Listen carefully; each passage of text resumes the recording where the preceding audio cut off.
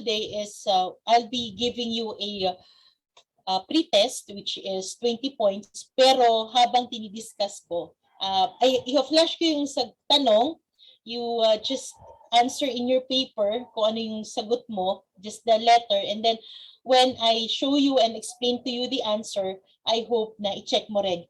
Tingnan natin kung ilan yung makukuha mo. And then after that, latter part ng ating discussion will be additional topics on, let's say, for example, elements of arts. And then you also have the principles of arts. We also be discussing about national, works, paintings of Juan Luna. Kasi may mga lumalabas din pong ganon. Okay, ano yung mga lines, ano ang representation ng colors, ano ang hue, okay, ano yung mga different elements and principles of arts, ano yung rule of third, minsan lumalabas yung mga ganon. Kaya let me just start my discussion. I hope everybody is doing good.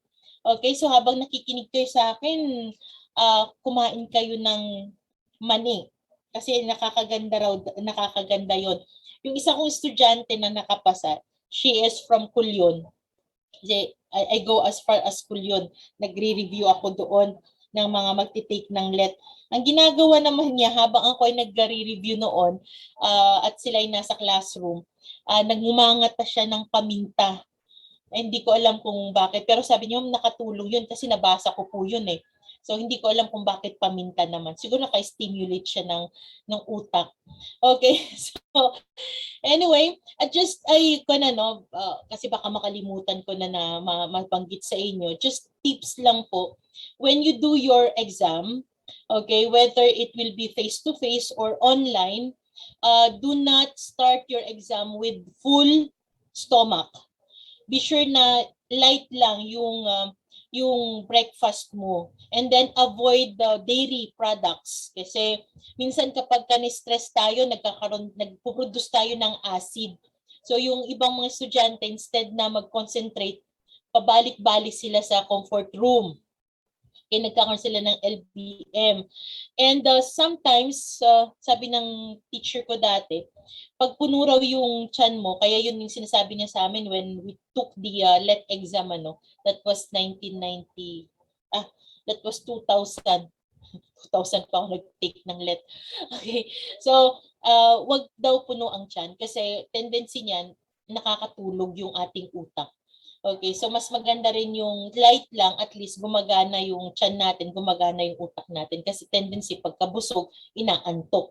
Okay, and what else? Wag masyadong madiin yung pag-shade ninyo kung sa face-to-face na tayo, wag masyadong madiin. Pag nag-erase kayo, be sure na erase din ninyo yung doon sa likod.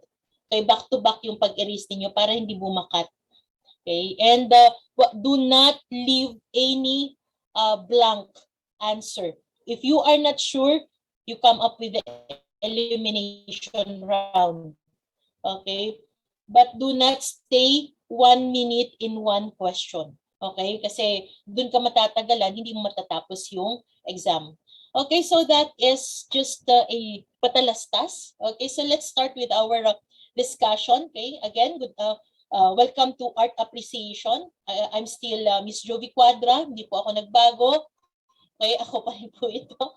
Now, let's start with our discussion. Okay, the first question. Artistic tradition, which revives parts of arts in various forms, is referred to as, okay, the answer is B, classical. Okay, so when we talk about classical, this is a term used to describe art that makes reference to ancient Greeks or Roman style. Bakit? Kasi after the medieval, and then after the medieval, okay, after the medieval, then you have the Renaissance period, and then you have the classical period. Okay, so during that time, they realized that the beauty of Greek and Roman arts, especially mythology nila. Kaya they went back. Okay, they went back. And we have to remember na up to this time, most of our artists, their basis for beauty, okay, is the work of arts, the sculptures, the paintings during the Greeks and the Roman, during the period of the Greeks and the Romans. So that is still their standard. Okay? Kaya nga nung nakapasok ang abstract arts dito sa Philippines 1940s, 50s, ang comment ng isa sa mga national artists natin is ang abstract daw is an art for the sake of art. So hindi daw siya art. Okay, because it really break the monotony of realism, romanticism, and so on and so forth. Okay, the term classic or classical came into use in the 17th century to describe the arts and culture of ancient civilization or of Greece and Rome. So the answer is classical. So bakit hindi modern? Because when we talk about modern, it is actually a renewed form of art. So in our in history of art, we have two types: the modern and the postmodern. Okay, so we're in. Okay, there is a breakthrough naman sa use of colors and the technique, even the medium and the technique of art. Okay. So we should not be confused with contemporary art because modern art label refers to the 19th and earliest part of 20th century. So this is an example of modern art. And of course, this is an example of contemporary art. Okay? So this is actually the art that we have right now, yung 'di ba anong tawag dito? By block na tinatawag nila. And this is actually what we have right now, kasabayan niya yung mga minimalism, mga ganon. Okay? So this is actually an example of contemporary art from 1960s to 70s. Okay? And well, up to this period, we are still contemporary art is very prominent, okay, especially sa mga art galleries. Okay? So ang mga subject sa contemporary art, hindi na lamang siya mga Greek gods and goddesses, hindi na lang religion, but more of nature. Okay? More of nature, more of the experiences of people. Okay, so number 2 question. Who was the literary figure known as Pusing Sisiw? Okay, so your answer should be letter A, Jose de la Cruz. So Jose de la Cruz is known to be the hari ng mga Makata kasi siya ang isa sa mga gumagamit lamang ng korido. Okay, this is a type or style in writing poem. Okay, and this is also used by his students, si Francisco Balagtas at saka si Ananias Zorilla.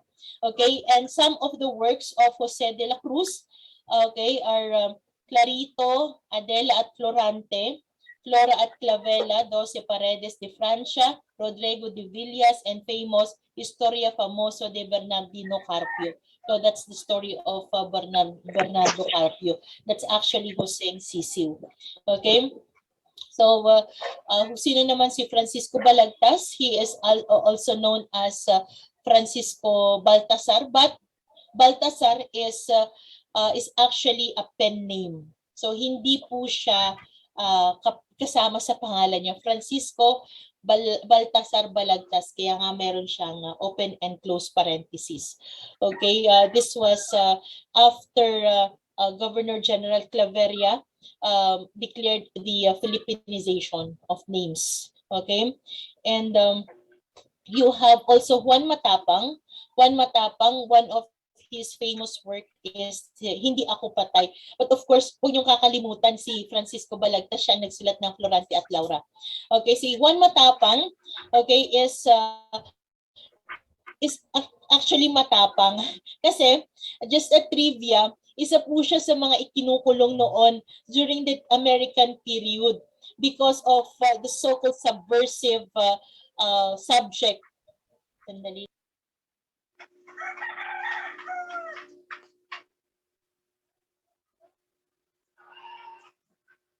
Okay, so going back, kasama ni Juan Matapang, sina Severino Reyes, okay, of course si Aurelio Tolentino na kilalang-kilala natin, Okay, yung walang sugat, okay, and of course they were into a kangaroo court, okay, and then after that they were actually put to jail. Okay, just a trivia lang kasi baka marami sa atin hindi natin kilala si Juan Matapang. Okay, number 3 question. Art is a product of man's needs to express himself with a high degree of sensitivity towards his environment. Who is the painter of fisher folks and farmers of his hometown in Rizal? Okay, he is part of the triumvirate. Okay, kung if you still remember your discussion in Art Up. Okay, so your answer is Carlos Botong V. Francisco. Okay, he actually is a muralist from Angono, Rizal. Okay, and he is known to be the first Filipino modernist. Okay, and they were actually the triumvirates kasama sina Edades Ocampo, okay, who get out from the traditional Amor Solo style. Okay? So ito po yung kanyang mga ginawa, the first mass at Limasawa, Blood Compact, ayan. Okay, and so on and so forth. Okay, so this is Francisco Botong, this is Carlos Botong Francisco. Okay, and these are some of his artwork. Okay, so another is we have Vicente Manansala. He is known to be a Filipino cubist, painter, and illustrator. He is from Macabebe, Pampanga. Kanyang ginawa po is yung seal ng Arellano University. You also have Anita Magsaysay Ho. Okay, she was the only female member of the 13 Moderns. He is the cousin of President Magsaysay. And of course, you have the grandfather of Philippine arts, Fernando Amorsolo. He is known for his, artworks wherein he always depict the beauty of rural area. His subject most of the time is rural area together with Dalagang Pilipina. Kaya alam mo kapag si Amorsolo yan kasi laging may babae at laging rural areas, and most of his artwork makikita mo yung Mayon Volcano because he is from Bicol. Pero lumaki he is from Paco and then umuwi ng Bicol and then bumalik dito sa Manila. Okay, so he is known to be a classical realist. Okay, and these are some of his I will be showing you later on yung kanyang mga work of art. And he also adopted the technique of Leonardo da Vinci, yung chiaroscuro and yung sfumato, the use of black and dark colors like black and red. Okay, so these are some of the works of Manansala and the work of Anita Magsaysay Ho. Okay, so siya po yung naggumawa ng Madonna of the Sea. Okay, now number 4 question, what is the best reason for holism in art education? Especially sa mga major dyan ng PEM or MAPE pala, sorry, MAPE at saka PEM. Okay, so now letter C, the answer should be letter C, aesthetic development is for total growth. Because when we talk about holistic approach, you will not just develop yung you will not just develop the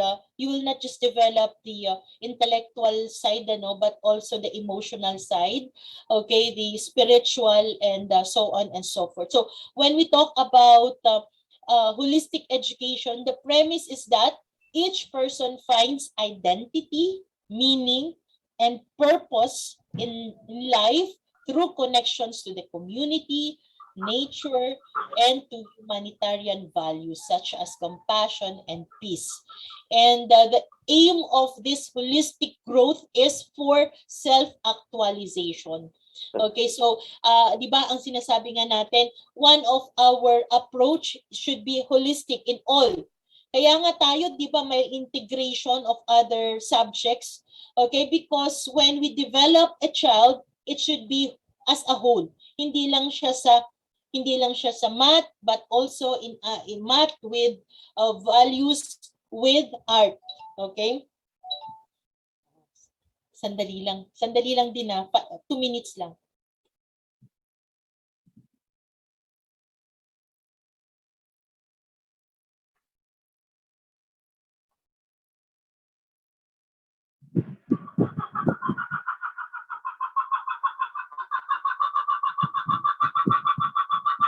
Na-mute po.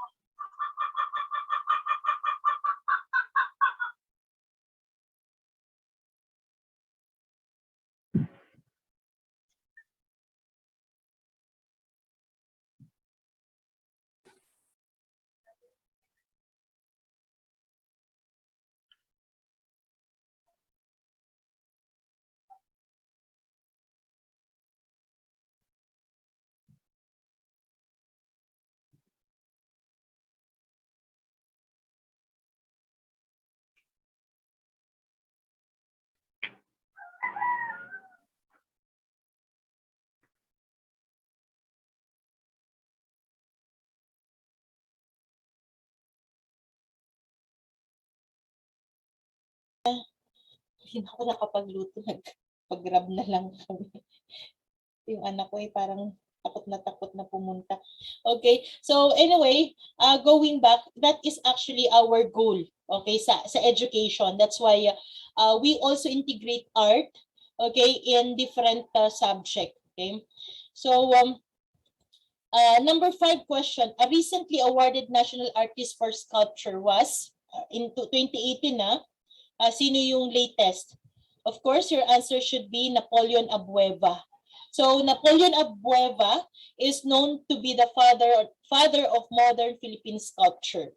Okay, and of course, you have to visit the artwork, the beautiful artwork of Abueva in Samal, Bataan, kasi siya po ang isa sa mga gumawa sa National Hero Shrine at Mount Samat. And this is one of his beautiful sculpture, Kiss of Judas. Okay, and Abueva is not just a sculptor, he is also a painter. Okay, and who is Pasita Abad? Pasita Abad is known to be one of the most traveled painter, okay, Filipino painter, and this is one of her masterpiece. Okay, kasi ma'am, bakit kailangan mong i-discuss kung sino yung mga yan? Kasi class, kailangan nating i-discuss dahil unang-una, okay, baka yan naman ang lumabas. Okay, hindi na si Abueva ang sagot, kundi si Pasita Abad. Okay, so aside from Pasita Abad, syempre hindi natin kilala si Ang Kui Kok. Okay, he is a Chinese Filipino painter. Okay, and he is most famous for his expressive artwork. This is an example of his masterpiece, Watermelon. Okay, in 1987. Lahat, lahat yun. Sa'yo, wala sa akin dyan. Okay, almost all his paintings have one thing in common. Okay, extremely disturbing subject matter. So, ang subject niya rito, minsan hindi mo, watermelon ba ito? Parang ibon. Okay, but that is his style. That is his technique. Okay, that's why I always tell this to my students sa art appreciation, you know. All these artists, they may use the same medium, but they differ from different techniques. Okay, and how they show their subject, how they present their subject. So pwedeng they use oil pastel, mga ganon, brush, but their technique is different. That's why they are called they become famous. Okay, now another is number 6. Okay, number 6, famous ballerina. Hindi ko alam kung hindi nyo pa kilala to, ha. Of course, sino pa? Di si Lisa Macuja. Pero aside from Lisa Macuja, we also have Mania Barredo. She is the first and only prima ballerina from the Philippines at the age of 26. Okay, you also have, ito hindi nyo siguro kilala, si Feli Frankeli. Okay, yung mga, you can ask those classmates of yours who took their exams nung mga nakaraan na lumalabas yung mga pangalan na ito. So sino si Feli Frankeli? She is known in the international dance scene in 1930s. Okay, of course, she is a Filipino dancer, choreographer, and artist. And lastly, of course, you have Georgette Sanchez. She is from Cebu. Okay, and she won the silver medalist in the 9th Concours International de Danse de Paris in the contemporary dance category in 2000. Okay, so they are also good dancers. Okay, number 7 question. Art is the handmaid of religion. Why do Jews and Muslims allow signs and symbols and not human beings in religious art? So what's your answer? Okay, your answer should be letter A. People might worship images themselves. Why? Because for Islam, the Quran limited use of naturalistic images of living beings. Why? Because the very premise here is to avoid idolatry. Okay? So dito, I just want to read it to you. In contrast, express a clear antipathy towards figurative depictions.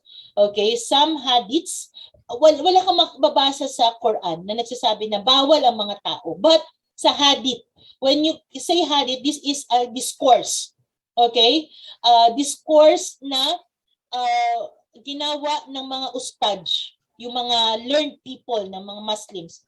Okay? So sinasabi sa hadith na some hadiths make it absolutely clear that a person who tries to emulate God's creative force will be hard-pressed on the day of judgment. That's why they avoid people. Same is true with the Jews, with Judaism. You remember, class, that the mother of the mother of Islam and Christianity is Judaism. So there are some practices na talagang nanggagaling siya from Judaism. Well, actually sa premise naman ng mga Catholics, hindi naman namin ina-idol yung mga saints at saka yung mga taong yan kasi it's just a representation. It's just that you cannot control people na, di ba? Parang painter lang yan eh. I have the reason why I painted this. And this is my reason. But pag nilagay na yan sa gallery, nakita na ng ibang tao, magkakaiba ng ibang interpretation yung viewer. Wala nang control yung painter. So same is true with that. Okay? So nung nilagay ng mga pare, yung mga saints na yan, yung mga rebulto na yan, it's not because they wanted you to idolize that, but it's just a representation. But of course, wala na silang control. Wala na silang control kapag yung tao na mismo ang nagkaroon ng interaction with that rebulto, kung ano yung kanyang gagawin. Okay? So that's the premise naman of the Catholics. Okay? Number 8 question. The stage actress who brought fame to the country through her international awards for her stage performance was, of course, kilalang-kilala ninyo siya, si Lea Salonga. Okay? So first, kilalarin natin si Go. Okay, sino ba si Rachel Go? She also won Silver Prize Award for her song From the Star. And then yung Isang Lahi. And then her debut was in The Little Mermaid, playing the role of Ariel in 2011. And of course, you have Monique Wilson. Si Monique Wilson, siya yung kapalitan ni Lea Salonga during the Miss Saigon. And then later on, natapos yung contract ni Lea at siya ay sumama na sa ibang Broadway show tulad ng Les Miserables, si Monique Wilson na yung naging bida. Pinagpatuloy nila. And then you have Joanne Rachel Almedilla. Okay, she is known to be an actress also of Miss Saigon. Kasama rin po siya sa cast. And of course, you have Lea Salonga. She received a lot. Okay, kaya nga kung tutusin, pwede na siyang mabigyan ng National Artist Award.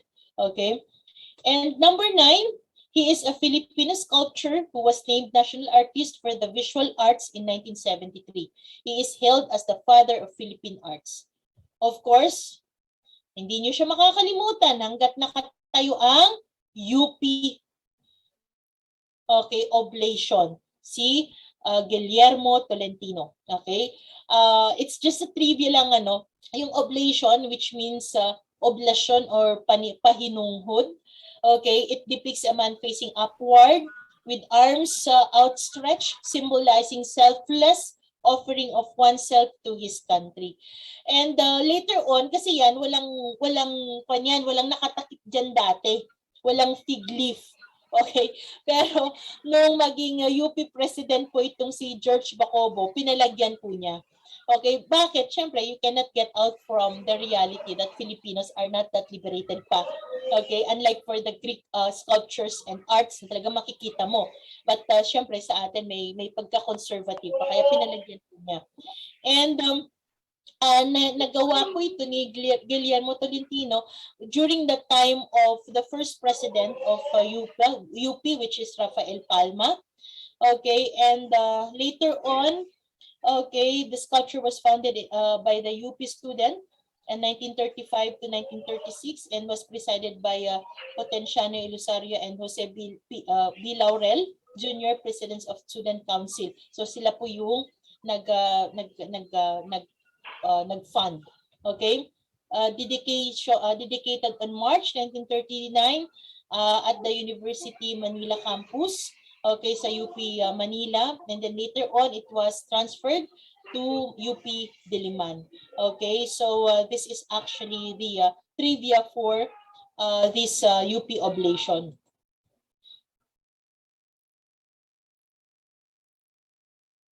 Okay, so you also have here the work of Eduardo Castrillo.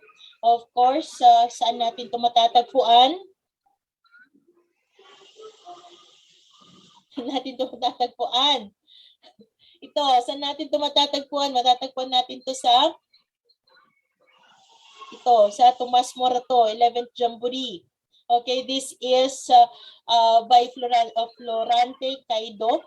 This is actually in honor dun sa mga namatay na mga scout masters at saka boy scout nung papunta sila sa Greece in 1963. Okay, nag-crash yung kanilang eroplano.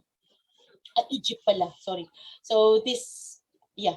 Okay, so this is in memory of this 20 Boy Scout and 4 Senior Scouts. Okay, so number 10 question. It involves inquiry into consciousness, values, and ideals as they seek to describe how experiences shape our understanding of the world. So the answer is, of course, your answer should be letter B. Okay, humanities came from the Latin word humanus, which means human, cultured, and refined.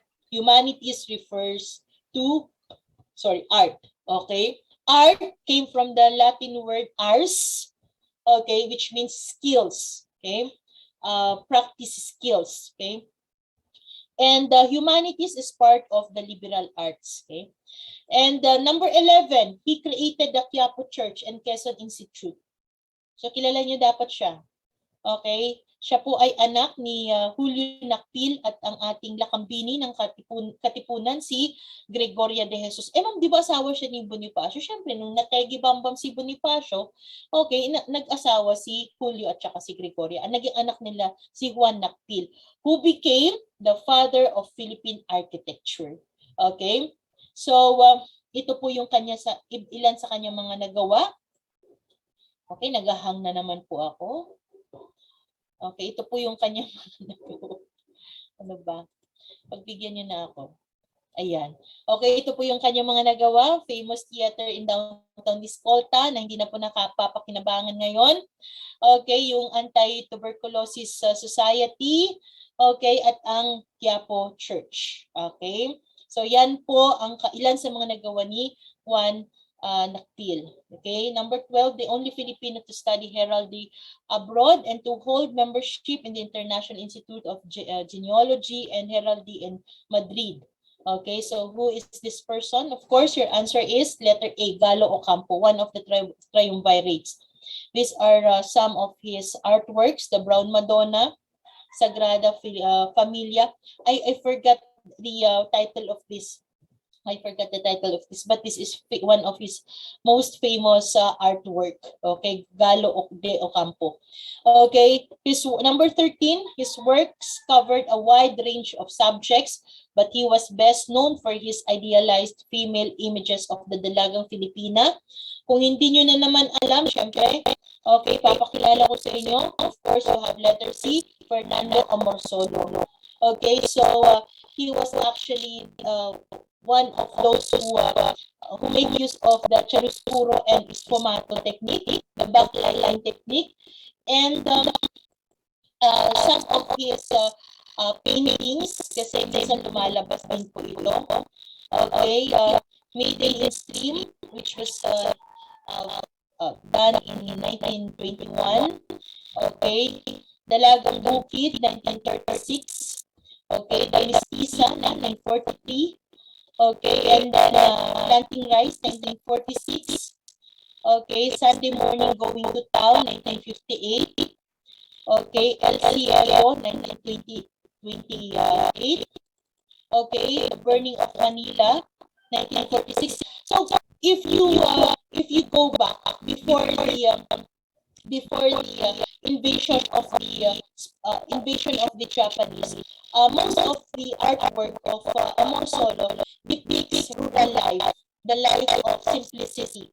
But during the time of the occupation, his subject becomes more darker, anger, full of pain. And then after that, after the invasion, 1946-47, he returned to his previous subject, which is rural life and, of course, a beautiful Filipinas.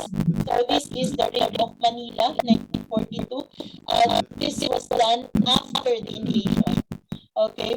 And then, of course, you have The Defense of a Filipino Woman's Honor, 1945. Okay? So, you also have, of course, you have Edades, okay? So you have Victorio Edades. He is known to be the father of modern Philippine paintings. Okay, this is one of his artwork. If you compare that to the artwork of Amor Solo is more of classical realism. But for Edades, he created a new technique, okay, of painting. Okay, and this is actually a definition of his artwork. Distorted human figures in rough, bold, impasto stroke, and standing tall and singular in his advocacy and practice of what he believes is the creative art. This is what he believes to be a creative art. Okay, that's why I was telling you a while ago, Gallo, Boto, and then Edades, they are called the triumvirates kasi they get out from the classical realism of Fernando Amor Solo. Okay, and this person, Fernando Ocampo, he is a self-made, self-taught Fernando Ocampo, leading member of the pre-war 13 moderns together with Magsaysay Hope. Okay, he is known with his abstract artworks. Okay, and these are some of his abstract works, Ina ng Balon and the Genesis. Okay, of course, for us, we might have a difficult time analyzing why Ina ng Balon, because we cannot see balon here. But of course, for Ocampo, okay, for this person, he have a different analysis for his artwork. That's why it's called abstract. Okay. Now, it's more of non-representational art. Okay. Number 14. What do you call a play with songs and dances? A theatrical which is adapted from the Spaniards. Okay, so of course your answer should be letter B, Zarzuela. It reflects the culture and different scenarios of life in the Philippines. Zarzuela is more of a drama or more of romantic. Okay, and this is different from vaudeville. Vaudeville is more of parody, comedy. Okay, while for Zarzuela, Tagalog Zarzuela is different from the Zarzuela, Spanish Zarzuela kasi it depicts more of the marginalized or with the experiences of these Filipinos, especially during the time of the Americans. Okay, wherein we experience the freedom of press, the freedom of expression. So, dito nga, sabi ko sa inyo kanina, dito nakulong sila Juan Matapang, Aurelio Severino, and the other nationalist writers. Okay? And the Tagalog Zarzuela, they were able to find their own niche. okay, doon sa Calle San Pedro, now Evangelista in Clara and Brecto Street. Okay? So yan yung kanilang yun naman pinapalabas yung kanilang mga theater work tulad ng walang sugat. Kung walang sugat, this is very beautiful. Okay? Pagka nakita niyo, it's beautiful. Okay, ang manang Moro-Moro sa Suela at Lalang Bisaya, of course, you have Ediberto Gumban, baka lumabas na naman yan. Don Alejandro Cubero, the father of Spanish Zarzuela in the Philippines. So aside from Zarzuela, vaudeville, okay, you also have Moro-Moro. This is a comedy or a Moro-Moro, okay, regarding the war between the Spaniards and the Filipinos, or the Christians rather. Okay, and you have the Passion. Okay, Passion, this is the narration of the life of Jesus Christ. Okay, you have different versions of Passion class. There was in 2017, lumabas talaga ito. Even what is the oldest Passion, I don't know why. And that's why up to this time, sinasama ko siya sa review ko kasi baka biglang, di ba may mga test bank yung mga yan. Gaspar Aquino de Belen, ang mahal na pasyon ni Jesus Cristo ng Panginoon natin ng natula, written in 1703 and approved in 1704. Okay, we also have the most popular Tagalog version, Passion, which is kasaysayan ng pasyong mahal ni Hesus Kristong Panginoong natin na susang ipag-alab ng puso ng sino mang babasa. Okay, you also have another passion, Pasyong Genesis or Pasyong Pilapil by Dr. Mariano Pilapil, found in 1814. Okay, and it was printed in 1814. Okay, so it's just that, this time parang nakakalungkot kasi wala ka nang maririnig na may pasyon before the mahal na araw, before first time ko dito sa Valenzuela, it was 2003, magkabilaan. Okay? Tapos syempre pag may pasyon, may padasal, may kain, di ba? Kabilaan din. And ngayon wala na akong naririnig dito sa Valenzuela. Okay? Number 15. It is an art compilation in which scrap or pieces of various materials are arranged into design and posted into surface. So the answer is letter A, collage. And don't you know that the people, the persons who coined the term collage was Braque and Picasso in the 20th century. So this is actually a French term which means to glue. Okay, so pinagsama mo to form a shape. Okay. Another is number 16, a celebration every 15th of May to honor San Isidro Labrador. Okay, ano to? It is actually celebrated in Quezon. Okay, so the answer is letter A, Pahiyas. Okay, Pahiyas. Okay, is Pahiyas is actually celebrated in the town of Tayaba, Sariaya, Gumaca, and Charal in Quezon Province. It is a Thanksgiving for a bounty harvest. Okay, so yung keeping is actually a leaf-shaped and multicolored rice-based biscuits. Okay, so that is, yan yung mga nakalagay po dito. Yung keeping na tinatawag nila. Now, kung may pahiyas, meron din sinulog. Okay, sinulog is in Cebu.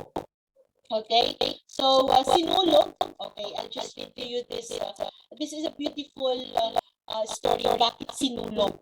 Okay, the sinulog dance steps are also believed to originate from Balajay, Praha Humabon's advisor. When Balajay got sick, Humabon ordered his tribe to bring Balajay into a room where the Santo Niño was enthroned. Okay, after the coming of the Spaniards. After a few days, Balajay was heard shouting and was found dancing by the native tribe. Balajay was asked, bakit ka sumasayaw? Ba't ka nagsisisigaw? He pointed at the image of the Holy Jesus Christ and explained that baby Jesus was actually tickling him. That's why yung sayang na sinulot, it's like depicting the steps of Balalay. Okay, when he went out of the room, dancing and shouting, and ibig sabihin siya ay gumaling from his illness. Okay, so that's actually the dance. Okay, bakit ganun yung dance nila? Okay, and of course, you also have Panagbenga in Baguio. If you are a Ilocano, kasi I'm from Baguio, my roots are from Sagada. We don't call it Panagbenga. It's actually Panagbunga. Panagbunga. It's because for us, we always have that. Okay, okay, comes from a Kankanay term, which means season for blooming, a time for flowering. Okay, so that is an example. That is during February. Okay, Dinagyang. Okay, this depicts the coming of the 10 Bornean Latus. It's plus 10 Bornean Latus is just a myth. Hindi siya totoo. Okay, so when they came to Panay, okay, they had an agreement, a barter exchange with the Aitas, or the what they call the Itas, Atis. Okay, and this is a depiction, and then after that, it also depicts the coming of the Spaniards in Panay. So what is actually a merrymaking? Okay, the dance is actually a depiction of how the transfer of how the barter actually how the barter actually happened during the time of this Tendados. Okay, hindi totoo yun na. It's just a story. Okay, 17. Which of the following is a great work of art of Fernando Amorsolo? Ito, nabanggit ko na kanina. It's the letter D, Planting Rice. Planting Rice with Marion Volcano. Painted in 1949. Okay, so how about the other answers? Bakit hindi yun yung sagot natin, ma'am? Because Musikong Bongbong is actually started it started by the Katipuneros, okay, during the 1896 revolution. This is to mislead, okay, these Spaniards. And then later on, yung pinaniniwalaan nila na yung mga tumutugtog ng Musikong Bongbong at this time are actually the fourth generation of these Katipuneros. Okay, sa kanila pinamana. Okay, and number 18, the Visayan song can be well appreciated with a beat of their bamboo drums known as, okay, letter D, Toltogan. Okay, and Toltogan Festival is actually celebrated in Maasin. Okay, Maasin is actually the bamboo capital of the Philippines. Okay, the fiesta traces the Maasinon culture in Iloilo, heritage and pays tribute to the bamboo as a musical instrument. Okay, and you have Balitaw. Pag sinabing Balitaw is a song that is usually a topical debate genre performed between a male and a female.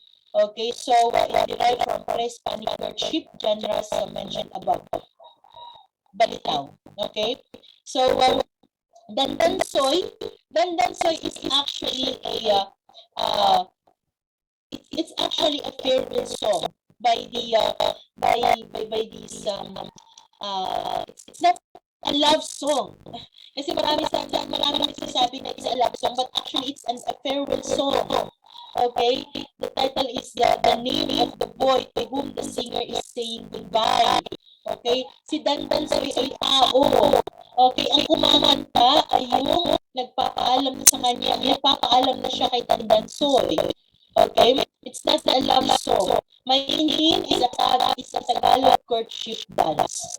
Okay, now Kinuton is an Ilocano. Kuton is an Ilocano of langgam. Okay, so Kinuton dance is a depiction of a person na kung saan siya ay nilanggang yung kanyang katawan, kaya the song is actually scratching. Okay? Kasi pag ikaw ba naman ay linanggang, hindi ka ba magkakamot? So, it's an Ilocano dance, okay, which depicts a person who is being attacked by an ant. Okay? So, number 19, in the north, a flat gong is known as, of course, letter A, gansa. Okay, it's a indigenous musical instrument in the north. Okay, you have also sulibaw. Okay, but gansa is very common. Okay, and you have kudyapi. Kudyapi is a two-string long neck lute, common in Mindanao and Palawan. Silbay is an Ilocano reed flute. Okay, flute. Okay, kutibeng is a small guitar-like instrument with the 5 strings larger than ukulele. Okay, so I think ibibigyan niya naman yata kayo ni Dean ng copy nito. Okay, para for your reviewer. Okay, tigalong is actually a female instrument, okay, to the lemnek or lemnoy of category, music category of the tibuli. Okay, so it's a female instrument of the tibuli group. Okay, you also have kudlong or yung tinatawag natin kutiapi by the Bagobo. Okay, it's a it's a boat-shaped instrument. Okay, so yun yung mga tatandaan ninyo. Ito ni mga kwadra, no? Ano nga pala yung boat? It's a kutyapi or it is kudlong from the Bagobo tribe. Number 20, produces or creates indirectly functional arts with stated value using imagination. So your answer should be, okay, so your answer should be letter B, artist. Okay, so we will be discussing later on bakit artist yan, because when we talk about, when we look into the difference between an artist and an artisan, artist is for aesthetic, for beauty. They create art to express their emotions, to express their feelings. Okay? But for artisan, ang artisan kasi, they create work, they create craft, okay? Number one, okay, to help us with our basic needs. Like for example, the bakers, the tubero, panday, okay, the carpenters, okay, they are artisans. Number two, they produce products to earn money also. And aside from that, for aesthetic beauty. So, ang artists, they produce not because they want to help us with our basic needs, but it's more for aesthetic. They use their imagination. And then, di ba dating artisans, they use their imagination? Yes. But it's more of, ang mga artisans kasi it's more of physical work eh. Like for example, the carpenters, okay, the bakers, you have the tuberos, you have also yung mga gumagawa ng mga baskets, okay, and so on and so forth. They are artisans. And their goal is to help us with our basic needs. So, kailangan natin sino ba hindi nangangailangan ng kutsilyo? Sino ba hindi nangangailangan ng tinapay sa umaga? Okay, so they help us with our basic needs. And of course, aside from that, to earn also money. Okay, that is an artisan. Okay, an artist, hindi naman kailangan to earn money, but they wanted to express their feelings and then they wanted to show aesthetic, beauty. Okay, so that's the difference between artist and artisan. Okay. Now the question is, okay, sana marami kayo, sana mataas ang nakuha niyo sa ating post-test, sa ating pre-test, okay? So mamaya may post-test ulit kayo. Why we need to study art? Bakit ba natin kailangan isama ito? So, I just want to give you a very short explanation using this video, okay? Sandali.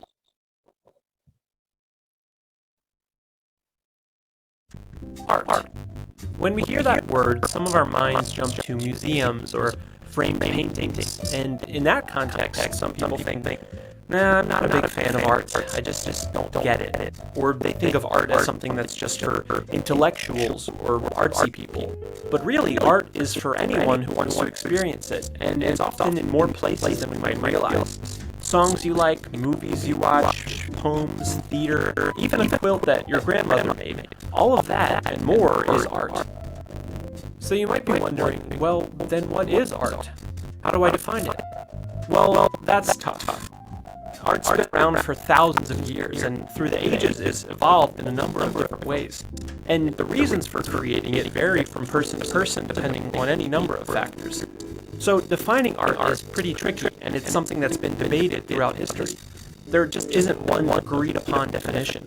However, many believe that art is anything that stirs emotion in you.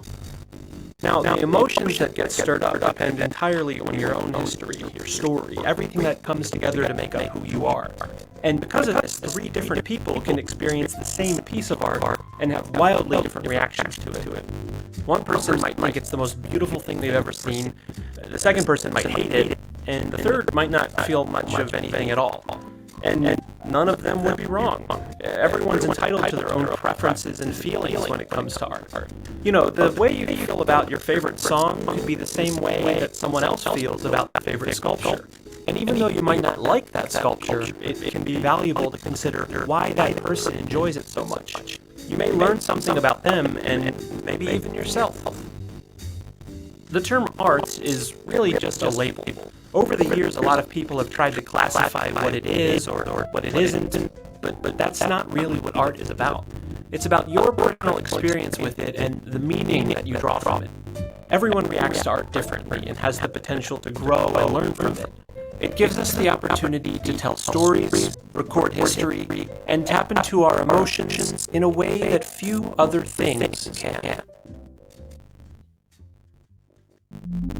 Goodwill Community Foundation, creating. Okay, so that is a very short explanation.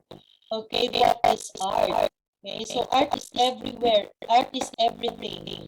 Okay, I always tell this to my students kasi sa first day kasi ang ginagawa ko, I give them 1 minute, 30 seconds to 1 minute to show their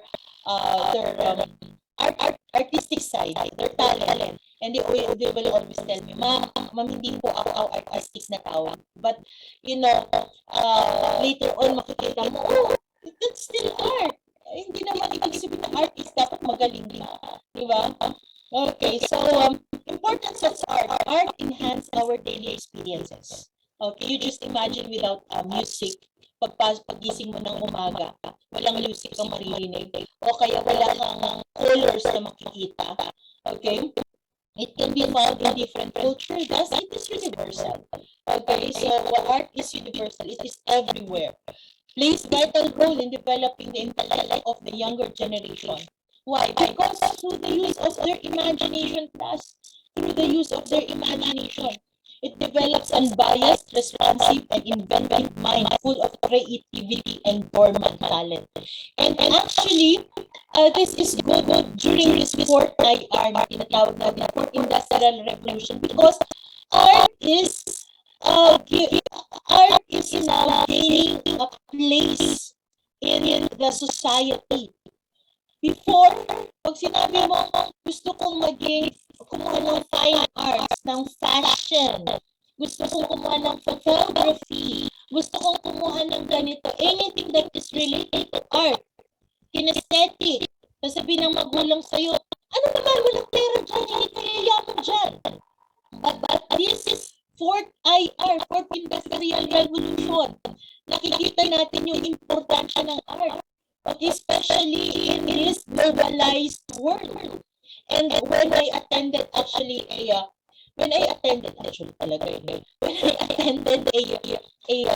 webinar sa Qatar for 3 days yata yun. According to the participants, sabi nila na there will come a time that courses that we are offering right now will no longer be the courses that we needed. So it's now focused on interrelationship. It's more focused on art. It will be more on, on innovations, technology. So yun na yung courses na kailangan natin. Let's say, for example, before, hindi naman bibigyan ng importansya yung animation, mga ganyan eh. But now, they are gaining their place in the society, and that's very good. Art appreciation. Okay? So, those are the importance of art. Okay, what is the meaning of art? It comes from a French word, okay, or it could come from the Latin word ars, and both, okay, the French and the Latin words, okay, resemble each other, wherein they define art as a skill as a result of learning or practice, ability or practice art, practice skill, sorry. So therefore, common skill, art is a skill practice. It's skill practice or practice is skill. Okay, so I believe that everybody, especially during this pandemic, there are people who learn that they can actually do doodling, sketching. Okay, just continuous practicing. Kasi wala na magawa yung mga tao eh. Naghanap na sila ng iba nilang magagawa. And they come out. They're very good in music pala, in song and so, writing, literature, writing poems, and so on and so forth. Okay, so art covers ability, process, and product. Okay, ability, that is the creativity of the person coming from his or her imagination. The process, of course, that is taking into action that ability, and of course you have your product, finished product. Okay, sabi nga nila, when you have that talent, when you have that skill, do not keep that. Okay, do something about it. Okay, because that will just be an idea if you will not put it into action. So, what are the four common essentials of art? Has to be man-made, okay? Must be creative, not imitative. Hindi po siya copycat. That's why this is the challenge, because every artist is wanted to be a novel, original, okay? Pwede naman pong, di ba, i-modify, yes. But still, you have to have your own branding. Okay, you have to have your own branding. Like for example, si Godfrey Amor Solo. You already know that it's Amor Solo eh, kasi may branding na siya inilagay doon. He also used Spumato, Charoscuro, pero yung branding niya, naiwanan niya doon. So you cannot actually just, brush it off if you see the paintings of Amor Solo. Okay? Must benefit and satisfy man. Expressed through a medium which is used by the artist to communicate himself to his audience. So we have different mediums. It could be a canvas, it could be a marble, anything that we can use, okay, to express our emotions, to communicate with our viewers. Okay, assumption of art. Art is universal, which we discussed a while ago. Art is not nature. Art involves experience. It's the depiction of our experiences. So later on, you will see, okay, the work of arts of Juan Luna. Okay. Now, categories of art class. So when we talk about arts,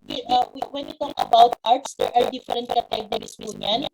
So we have the letter A, visual arts, kasama dyan yung painting, sculpture, architecture. We also have the performing arts, kasama po dyan yung music, dance, film, theater, literary, performance, poetry, o yung tinatawag natin ngayon na spoken poetry.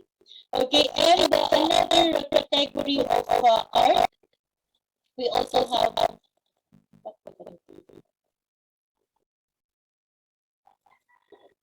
okay, we also have digital art, which is very, very popular at this century.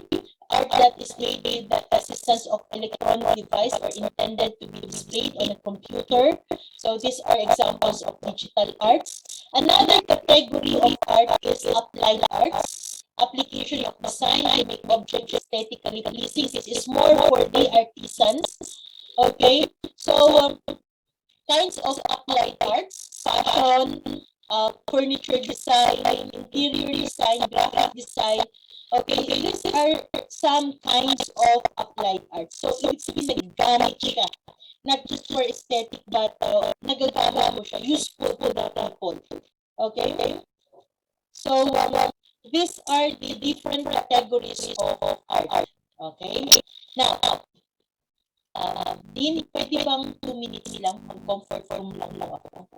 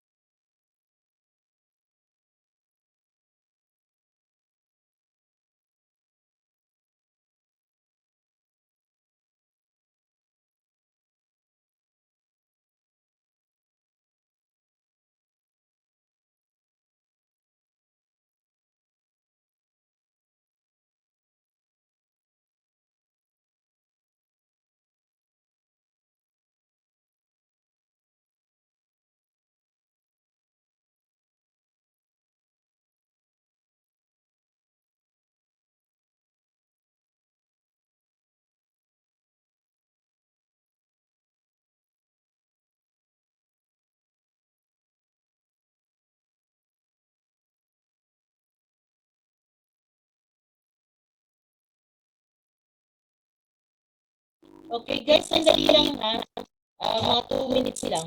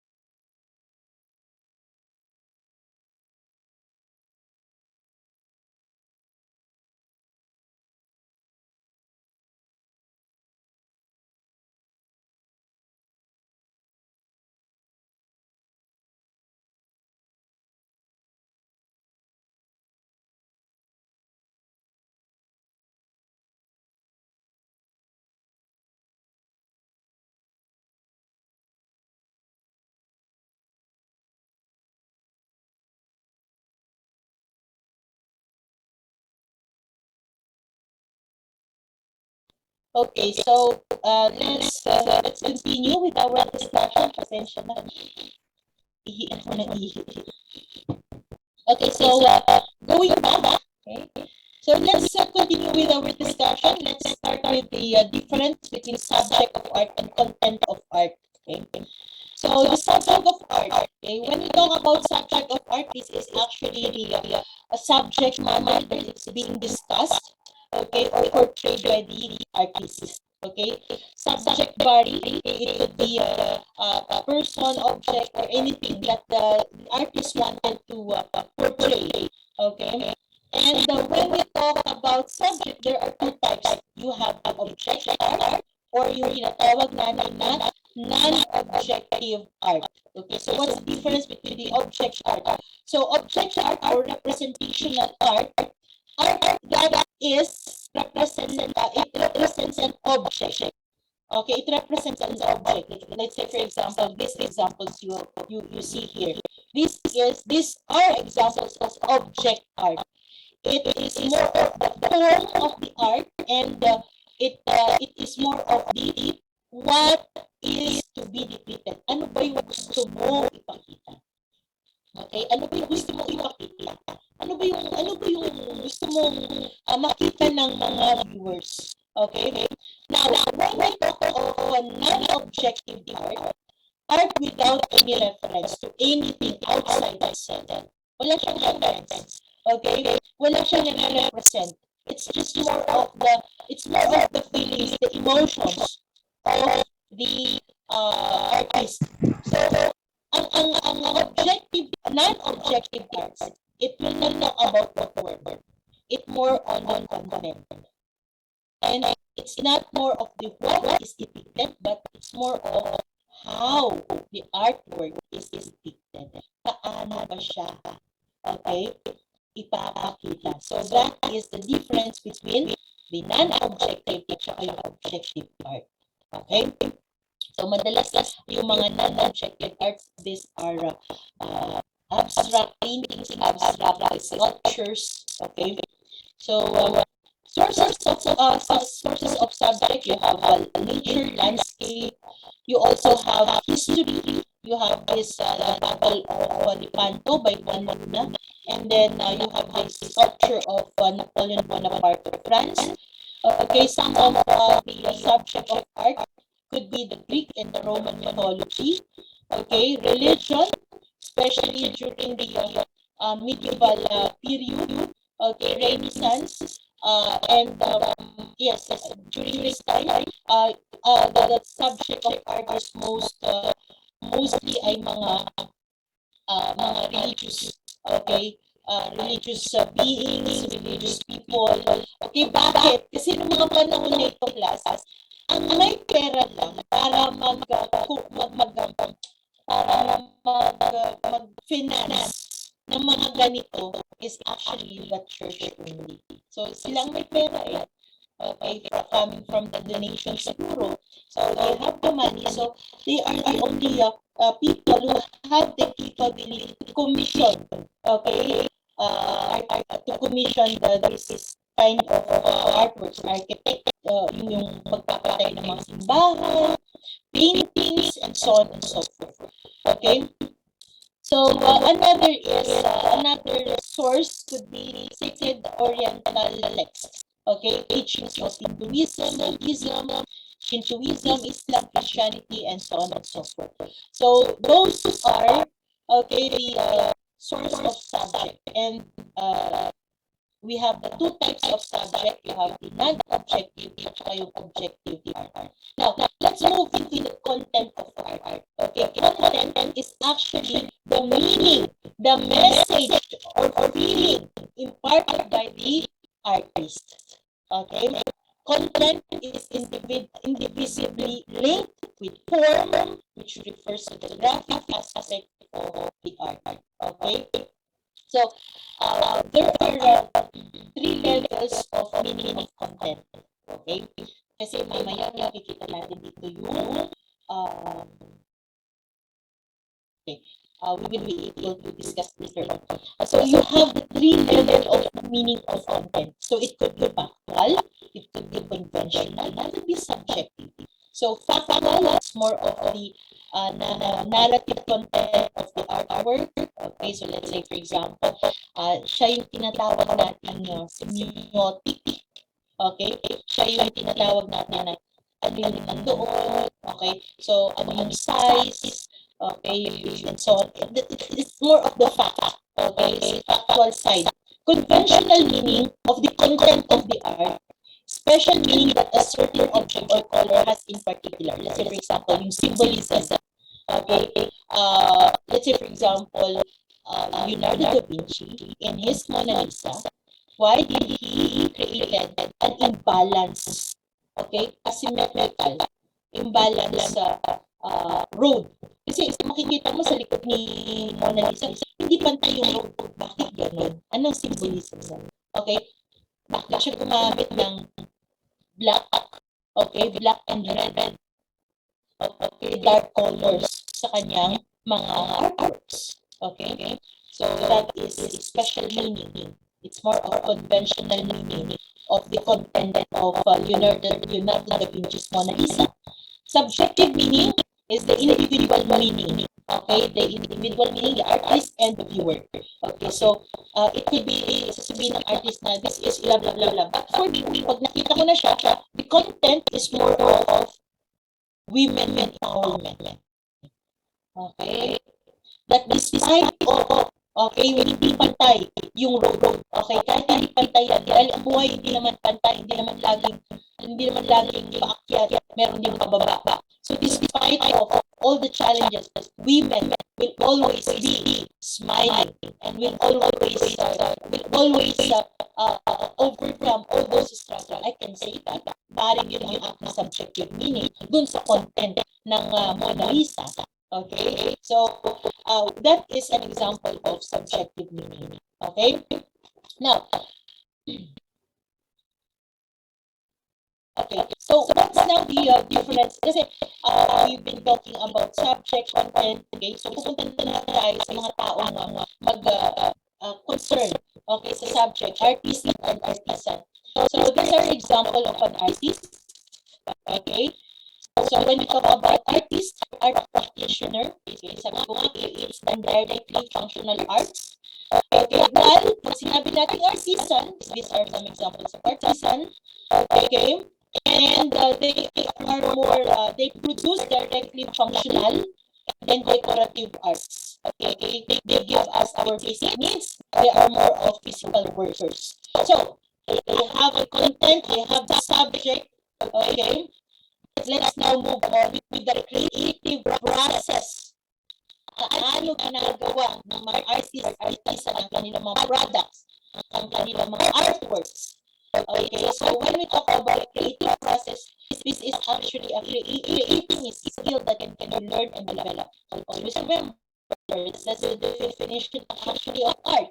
Okay, and Robert Fitts considered this process. Okay, an artist or artisan should, number one, consider the result you want to create. So anong gusto mong product?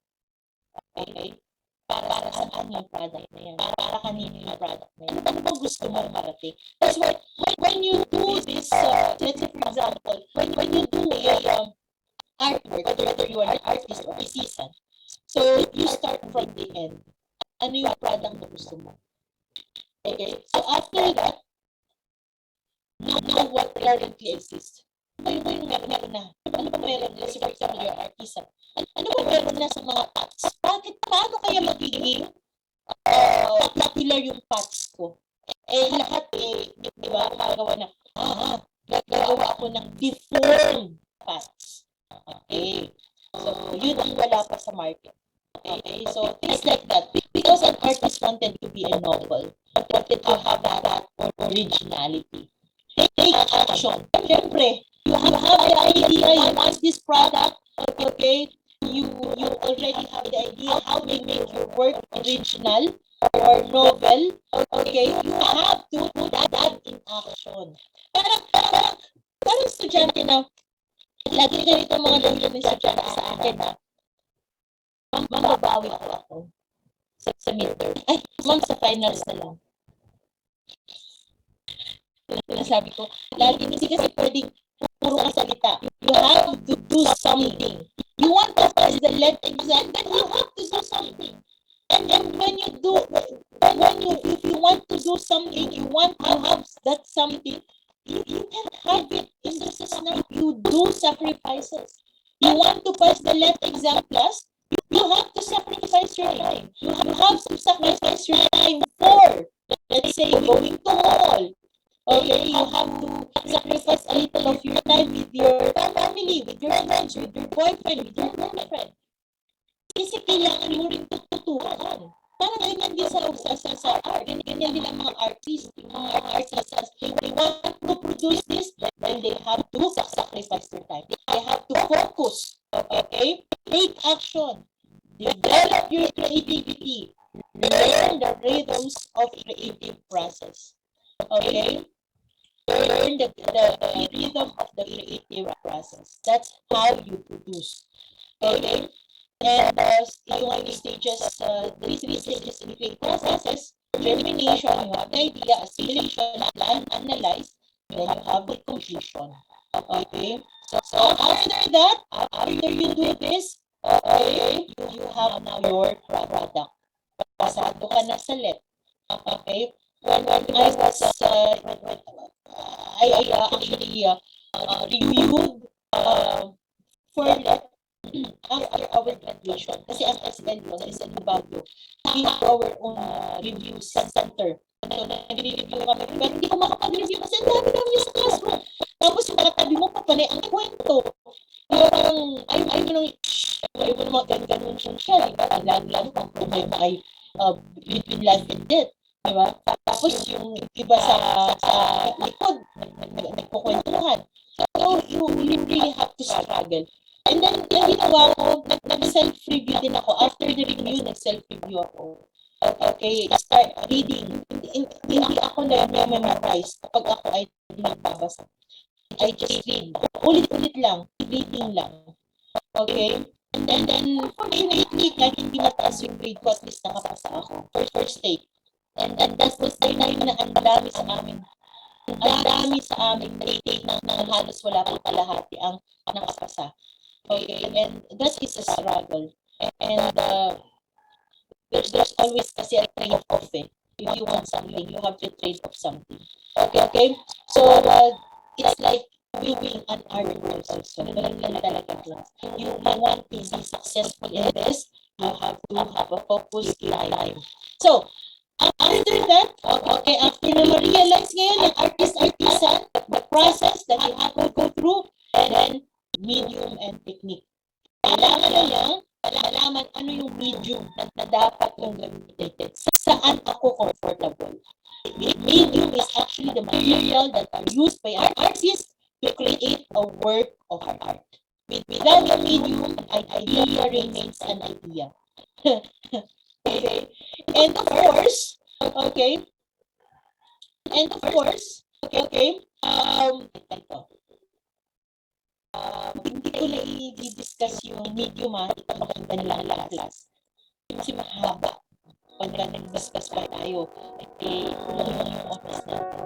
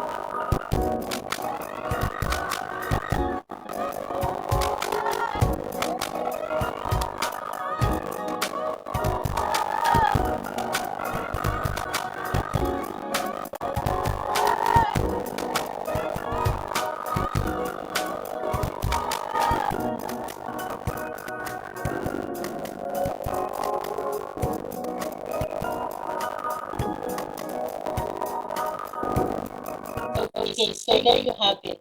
Okay, di ba sabi, whether you are a fresh starter or an well, a seasoned artist, there should always be a style, your own technique. Okay, so that is a combination of medium and technique. Okay, so we have different forms. Now, the techniques is ability and knowledge or technical know-how in manipulating medium. Okay, so what technique makes artists differ from one another. Okay, so that makes us different. Okay, so everybody will be using marble for their sculpture, but you have a different you have you have other techniques, you have other ways in using the marble. Okay, so that makes you different from the others. Okay, so let's say for example, you have Leonardo da Vinci. He was the one who uses the chiaroscuro and the sfumato. Okay, so I think everybody's using oil painting and so on and so forth. Pero yung technique niya, siya yung unang-una na gumamit ng ganitong style. So that makes him different. That makes him different from the other artist. Okay, so that is medium and technique. So this is actually a graphic organizer which summarizes our discussion on creative, medium, and technique. So those who will be teaching art appreciation soon, okay, so you can actually use this in discussing what is creative process, what is technique, what is medium, okay, this graphic organizer. This is an example lang. Ginawa ni Sir Vanessa is the graphic organizer of Apple Wood. So the process, okay, tapping into the skin through a thorn. So yan yung paggaganon. Okay, yan yung gaganon. Okay, hindi ko katulad ng pagkatatungan na talagang drawing. Stencil tapos drawing through the use of the needle. Pero siya by tapping. Medium, ano yung medium niya? Okay, body as a human canvas at saka yung mixture ng calamansi at charcoal. Technique, yung batok, that is tatapang niya. That's why she is different from the other two artists. And then of course, sino ang first person involved? Yung mga taong nagpupunta doon, the tourist, and of course, yung tagapamana, kasi wala man siyang anak yung kanyang pamangkin. Dapat kasi ang magmamana sa kanyang skill should be her or his daughter or son. Daughter or son, sana. Since wala naman siyang jowa, hindi na siya nag-jowa, so kanyang pamangkin. Now, painting is another form of art, especially in Cebu, may mga pintados at sa amin sa taas, sa north, we have tattooing. Tattooing is actually part of our culture. This is number one, okay, to make difference, okay, to differ the commoners and the so-called kadangyan, yung mga mayayaman. Yung mga mayayaman na yan, sila yung mga may tattoo from the neck down. Okay, lola ko lang lagi na sinasabi, bakit ka nag-drawing sa katawan mo? Natatawa siya pag umuwi kami ng Sagara kasi lagi pong ginaganon yung kamay niya. Okay, so number 2, it's our record. Okay, for the Tibuli naman, tattooing is part of their art. And ang nakapasok sa kanila is how they depict their life after death. Okay, so that's how the Tibuli naman, that's how the Tibuli depict, okay, or do their tattooing. For the Cebuanos, it's the war record, okay, so you have the pintados, okay, so those are, okay, you can actually use that for your discussion in art appreciation soon. So we have two awards given by the government. So you have the Gawad sa Maniling Bayan National Image Treasure, and you have the National Artist Award. So what is the difference between the two? Okay, so when we talk about the Gamaba, okay, these are the duties and responsibilities of a Gamaba awardee. Number one, you have to transfer the skill to a younger generation. Kaya nga si Abu Wangud, hindi pa siya pwedeng mabigyan ng Gamaba award kasi hindi pa niya nakatransfer yung kanyang skill. Number two, you have to cooperate with the government, with the agency. Let's say, for example, yung National Museum. You have to cooperate in promotion and propagating that skill. Kasi, ay, bakit skill? Kasi most of those who are in this Gamaba, sila po yung mga artista. Sila po yung mga artista. Okay?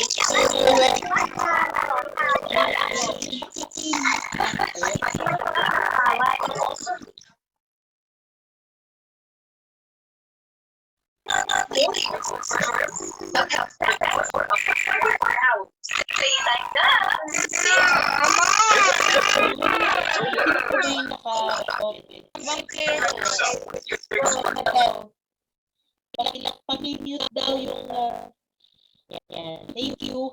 Okay, so ma'am, bakit Gamaba? Because they are some of them are artisans also. Okay, some of them are artisans. So sila po yung mga may product. Okay, so for example, weavers. They are weavers. Some of them are actually yung pottery makers, things like that. Now, another duty of this Gamaba awardee is to donate the National Museum a sample, a copy of his or her artwork. Okay, so these are some of the Gamaba awardees or recipients. So you have Celine Tamonon. She is a textile weaver from Davao del Sur, Habino, Ilog. Okay, he is the only, okay, he is the only poet from Hanuno Mangyan in Oriental Mindoro. Okay, siya na lang yung naiiwan na may alam ng kanilang yung poetry ng mga Mangyan. We also have Lang Tulay, textile weaver from South Cotabato. She is a Tibuli. And the Tibuli actually has a very, very beautiful way of weaving. You have the Tinalak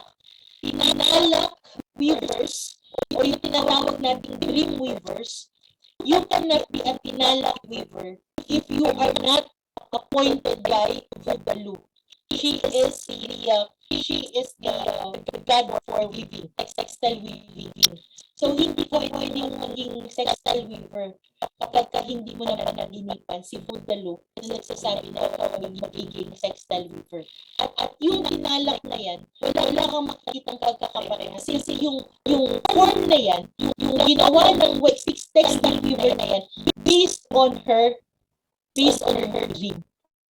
Okay, so yan yung kanyang basis. So yung dream niya ang kanyang i-weave. That's why they are called the dream weavers. Okay? Okay, so yan naman ang paraan ng mga Tibuli. And then you have Federico Caballero, nag-isa na lang po siyang epic chanter. Okay, so sana may mahilig din sa atin. You have Magdalena Gamayo. She is from Ilocos. She is the oldest person to do that abol. Okay. That is a textile weaver. She is a textile weaver. Darahata Sawabi, textile weaver from Sulu. She is a Tausuga textile weaver. You have Iwan Moto. Okay. Siya na lang yung nag-iisang mga metalist matantay. Okay. Yung traditional pang ginagawa. He is from Pampanga. And of course, you have Alonso Saclag. Marami pa po sila, pero ilan lang pinakita ko yung Alonso Saclag. Wherein, all around po siya, he is very good in dancing, music, and so on and so forth. He is from Buwagan ng Kaliga. He is a master of all of this. Okay? And hopefully, he will be able to transfer this to the younger generation. Okay? And aside from the Yamaba Award, you also have the National Artist of the Philippines Award. Okay, this is the highest recognition. Now, what it takes to become a national artist? What are the qualifications? Okay, number one, okay, living artist who have been Filipino citizen for the last 10 years prior to the nomination. Okay? Maaaring nag-ibang na, pero died after the establishment of the award in 1972. Namatay ka after. Okay? Another qualification, okay, you should, one of those who are building this nationalism, Philippine nationhood. Another is you have pioneered a creative way of expressing, you have your own style, ganyan. Okay, another is consistently displaying excellence in your own craft. And another is you receive national or international award. Okay, so for you to be called a national artist. Okay, now, what is exactly a national artist? Kapag nabigyan na ng award na ganyan, ano na? Okay, a national artist is someone who you have contributed to the development of Philippine arts. Could be in dance, music, theater, visual arts, and so on and so forth. Okay, someone who is awarded by this highest recognition. And in Filipino, okay, ang Tagalog ng Philippine National Artist should be Gawad Pambansang Alagad ng Sining. So if we have a Yamaba, we also have the Gawad Pambansang Alagad ng Sining. So that is the Filipino term of Philippine National Artist. So who are these recipients? Ilan lang po ito Siyempre you have Lamberto Abellana. He was the one who first produced, okay, I directed, the Sakay in 1939, and then remade lang po yung Sakay na ng 1990s. Okay, Nanak Dali, Ray won in Hong Kong, but Jiao, he won Best Director in Tokyo.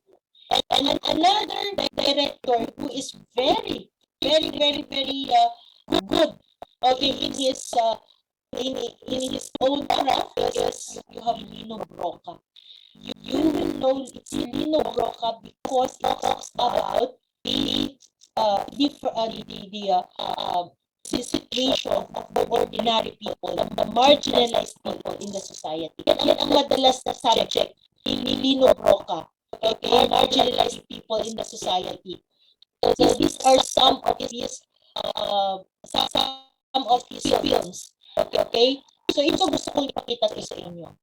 This is the Ora Pro Nobis. Ora Pro Nobis na pelikula, or entitled it means pray for us, or God hear us. Okay? Ito po ay pinatigil ni Corazon Aquino in 1989. Yes. Sa pagpapalabas sa mga sinihan, pinatigil po niya ito. Okay, alamin natin pang bakit.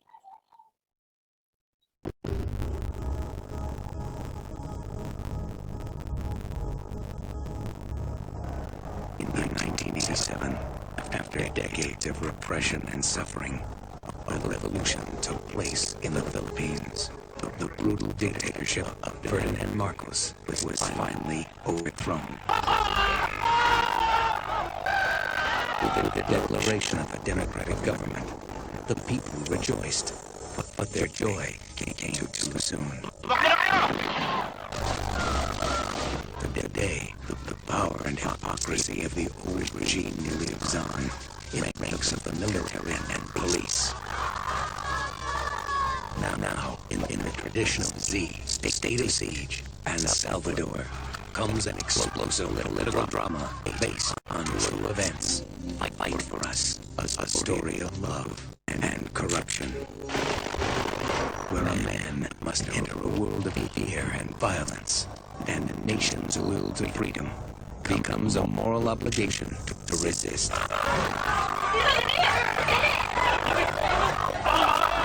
The French Premier magazine calls it fantastic, an electroshock of a film. A terrifying trip to the end of hell, says Channel 2 in France. From Nino Broca, the Philippines' most acclaimed and outspoken filmmaker. Fight for us, a story that must be told. That's the reason why Corazon Aquino made it stop banned the film. Kasi parang pinapakita na after the martial law regime, here we are, still the same. Still the same system. Okay? Kaya pinatigil niya yan. Hindi siya masyadong may palabas sa sinihan. Okay, so another national artist, of course, Juan Francisco Manyosa. Siya siyang nakakalimutan because he was the one who created the etc. And of course, the very, very beautiful building of San Miguel in Ortigas. Okay? Another is, of course, ang Manila Provinciano na may katapusan ng pelikula. Okay, so you have Fernando Poe Jr. and we all know that the award given to Fernando Poe Jr. was actually, according to Susan Roses, it's politicizing. It's politics. It's more of politics because Gloria gave this to Fernando Poe when she became the president after the scandal of the Ilocos State. So, ayaw tanggapin noon ni Susan. Well, ako man, ganun din siguro ang reaction ko nung una. Okay, because of the controversy of dayaan sa election. Okay, so you have Fernando Poe Jr. As part of the national artist in the Philippines, awardee. Okay, so after that, let's just move on. Okay, what are the elements and principles of art? Okay, sinama ko ito kasi may mga questions kasi na tumutukoy sa principles, elements and principles of art. Okay, especially sa DED. Okay, kaya pag tagay na, makinig kayo. Okay. Kahit na I know that some of you are already hungry, but you can actually eat while you are listening to me. Okay, so we have the elements of art. Okay, so number one is line. Line is actually an element that is it's very important. Okay, this starts from lines. Okay, line is actually an element of art defined by a point moving in space. Okay, so point by point, yung tumo, it's already a line. Line may be 2 or 3-dimensional, descriptive, inline, or abstract. Okay, so we have different lines. You have horizontal lines, which actually depicts, okay, the feeling of peace, stillness. Pag sinabi mo namang vertical line, it depicts strength, power. Okay, the diagonal line, it depicts motion, inactivity. S or curved lines, it shows sexiness, gracefulness, and according to an artist, the most beautiful, if you want to see the most beautiful example of an S line is the shape of the body, human body. That's the most beautiful example of S line. Okay. Now, kaya nga, di ba sa mga monumento, wala ka namang nakitang monumento na kahiga. Kasi ano mo yung hinuto? It shows power, it shows strength, it shows authority, leadership. Okay? So that is that's how line is depicted. Okay? And those are the different kinds of lines, okay, that we can see in artworks. Shape, number 2 is shape. Okay, an element of art that is closed line. Okay, this could be geometric shape, geometrical shapes. Example like ito, which is used by the artist. Okay, sculptures and so on and so forth. Shape is also part of the elements of art. Another is form. Form, it could be 3-dimensional shape expressing length, width, depth. Like for example, cylinders, boxes, pyramids, are actually examples of forms. Okay, so yung mga tinatawag natin dimensional forms, okay, those are examples of forms. Okay? Value.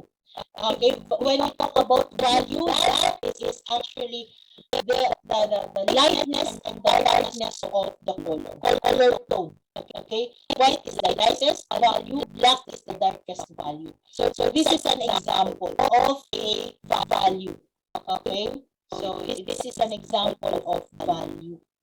Okay, so light ba siya papunta ng white or pa dark papunta ng black? So that is the value na tinatawag natin. Number 5 is color. It is an element of art made up of 3 properties. So you have hue, value, and intensity. Okay? Hue, this is the name of the color. Value, this is the lightness or darkness of the color. Intensity, this is the quality of brightness and purity. Okay? Which is, well, we are referring to the high intensity color is strong and bright.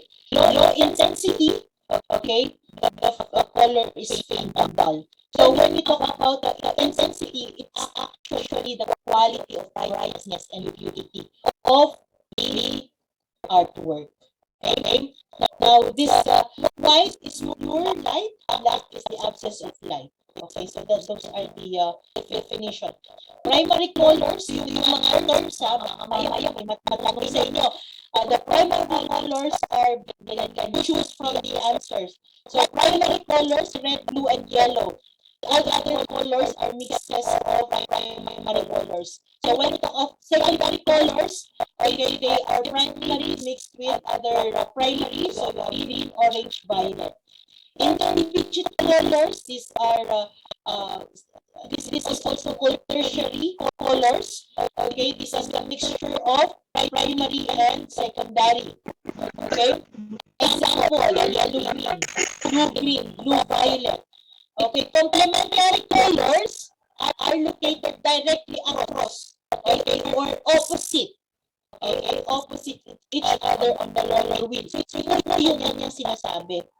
Okay, these are the complementary colors. Ayan po. So, ang complementary colors, yellow and violet, or orange, yellow, and blue, violet, orange and blue, okay, red and green, okay, so blue, green, and red, orange. So these are the complementary colors. So if you are an artist, you should know, okay, ano yung mga colors na nagko-complement each other. Eh baka, I have a friend na hindi naman sa pambubuli sa kanya, pero ako naman napapangka ko sa kanya. Lagi ko sinasabi, sis, huwag ganyan ang pagdadamit. Okay? You just imagine yung violet at saka green, pinagsasama niya. Red, ay, minsan violet dito ang kanyang pants is green. Minsan violet, tapos minsan orange ang kanyang pants. O kaya ang kanyang skirt. Sabi ko, ganun. Masakit sa mata. Tapos minsan, vertical yung sa taas, ang stripe yung sa baba is horizontal. Sabi ko, mamamiliti yung mga estudyante mo. Baka sa isipin paper ka. Okay, and if you are friends na kasi, you can say this very blatantly na hindi naman nasasaktan, but you learn from it. Okay, so these are the complementary colors. So tayo po ay nag-combine ng mga colors. Dito po titignan natin complementary colors scheme. Mamaya ipinagsasama natin yung mahirap naman. Okay, ISOR na tinatawag natin. Okay, another element of art is space. Okay, an element of art by which positive and negative areas are defined. Okay, so this is actually an example of space. Okay, so this is the positive space, and this is the negative space. Okay, so this is the negative space, yung nasa labas. Okay, nasa loob is the positive space. So when we talk about positive and negative space, the space around the object is often called the negative space. The space within the object is called the positive space. So sabi dito, real space is three-dimensional. In visual art, when we create the feeling or illusion of depth, we call it space. Pero kung hindi ka nakaka-create ng feeling of depth, okay, hindi mo nagamit yung element of space. Okay? Kung two-dimensional lang yan. Texture, element of art that refers to the way things feel or look as if they might feel if touched. Okay, so texture, okay, example is this one. Just really looking at it, alam mo na kapag ginawa ka medyo iba yung pakiramdam, especially this one. Okay, so meron tayong tinatawag na optic texture at saka yung texture na talagang nahahawakan mo. So yung optic, ibig sabihin nakikita mo lang pero alam mo na kung ano yung texture niya. Okay, so that is an example of texture. Now, another is we have the principles of sandali lang sandali lang ayusin ko lang itong aking nagkamali ako dapat ito mamaya siya.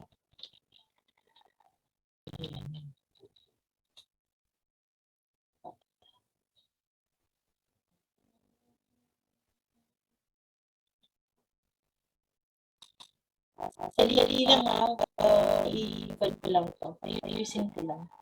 Kasi dapat magsasama yung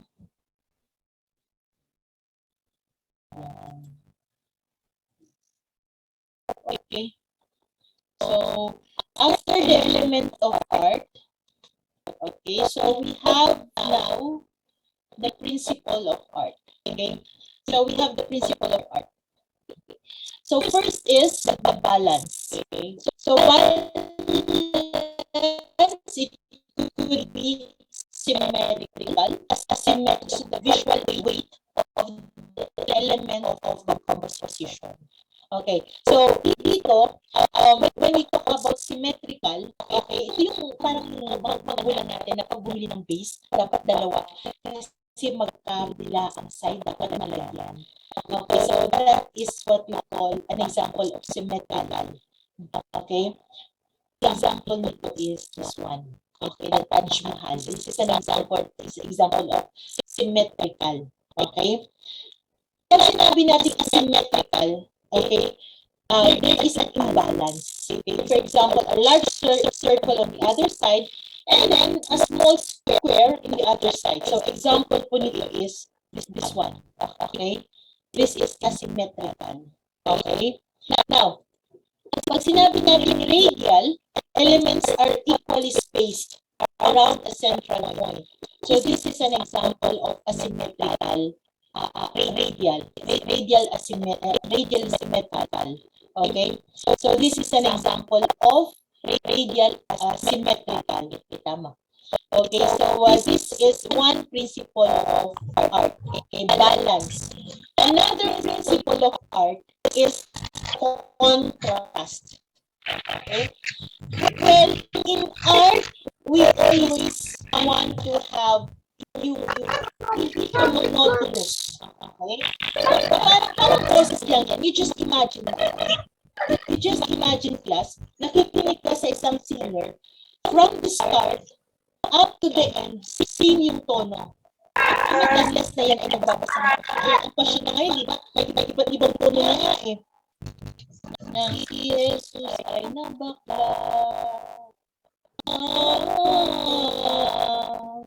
So, it's monotonous. Okay? So, you just imagine kung nakikinig ka lang ganyan, di ba?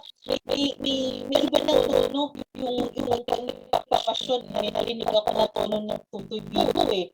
Okay, so, mga bagay na ganyan. Because we need to have, okay, contrast din. Okay? Because this will give us a excitement, the feeling of excitement. Sabi dito, such element is made stronger in relation to others. So the element of color could be, okay, magkaiba sila, pero pag pinagsama mo sila, they complement. Okay? So that is contrast. Okay, negative positive space is an example of contrast. Complementary colors placed side by side is an example of contrast. Okay? So example po nito. Yan. Okay. This is an example of contrast. Okay, you just imagine if this is pure or this is pure white or this one. Okay? Ito yung beauty. Hindi mo maisip na ito na parang ang nasa loob ng tubig, ng dagat at ito yung labas na sun. Okay, hindi mo makisasabi yan without the use of the contrast of colors, the contrast of space. Okay?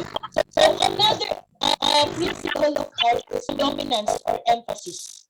Okay, when the artist creates, okay, glorioso, pwedeng i-mute lang po. What? I-mute lang po.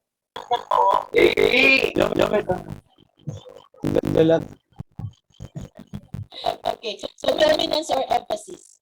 When the artist creates an area of the composition that is visually dominant and command the viewer's attention. So pag napatingin ka rito, the command will be to look at the Jesus Christ. Diba? Okay, because yun ang nabigyan ng emphasis, yun yung nabigyan ng focus. Let's say for example, dito sa second picture, makikita mo kaagad okay? Kasi siya yung nabigyan ng focus. Okay? So that is what we call dominance and emphasis. Dominance and emphasis is achieved through the use of space. Okay? Now, another principle is movement. The result of using elements of art such as they move lines, the use of lines and colors. Okay? With the use of color and lines, we will be able to show, okay, as if there is a movement. Okay, a sense of movement can be created by diagonal or curvy lines, either real or implied. So an example of this is this one. So with the use of the lines, colors, okay, we will be able to show, okay, our artwork as if nagbumagal, as if in motion. Okay, so principle and element of art actually they help each other. Okay, for the beauty of your artwork. Okay, and another is the rhythm. Okay, rhythm is created by movement implied through the repetition of elements of art, which is lines, color. Okay. Okay, lines, color. So with these lines and colors, we will be able to see, we will be able to show that there is movement. Kaya pag titignan mo ito, as if nag-flow siya, the meaning of movement. Okay, so there is the use of diagonal lines. And of course, yung intensity of color. Okay, and lastly, you have the unity. The principle of unity or variety. Ito yung sinasabi ko rin sa inyo kanina, which applies to the contrast. Too much unity creates monotony. Too much variety creates chaos. You need both. Ideally, you want areas of interest in your composition along with places for your eyes to rest. Combining visual elements to achieve intricate and complex relationship, you will come out with unity or variety. Okay, so this is an example of unity with the same colors, various sizes. This is an example of unity. Okay, same sizes but varies in colors. So you can actually achieve both. You need both. You just imagine kung lahat pare-parehas yung sizes tapos isa rin yung color. Okay? So that is an example of unity and variety.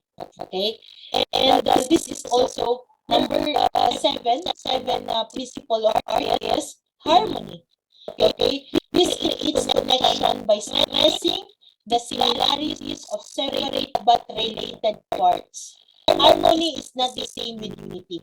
Harmony does, however, enhance unity in a work of art. Okay, so harmony.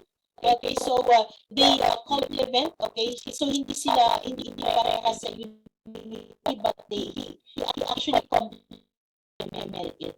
So that there will be a so that you will achieve harmony. Okay, so when we look into the work of art, kaya nga natin nasasabi na, wow, refreshing, itong artwork na ito, wow, relaxing. Why? Because the artist was able to use, use properly yung elements of art, and nasa kanya yung principle of art. Okay? So, kaya natin nasasabi, wow, ang ganda ng music na ito. Wow, relaxing talaga. Chill lang talaga pag napakinggan mo itong music na ito.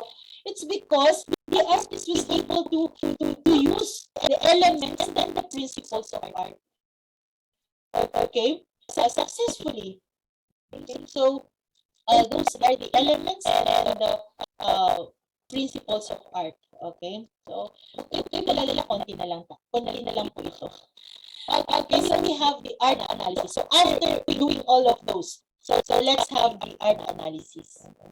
We will be doing some work analysis later on. Pagdanda natin kay Juan Luna. Okay, so chismisan tayo mamaya. Art analysis is actually a formal analysis. It's an analysis of the form that the artist produces. So when we analyze, ito madalas ang nagiging problema. When you analyze an artwork, madalas, ang binibigay nyo is the superficial analysis.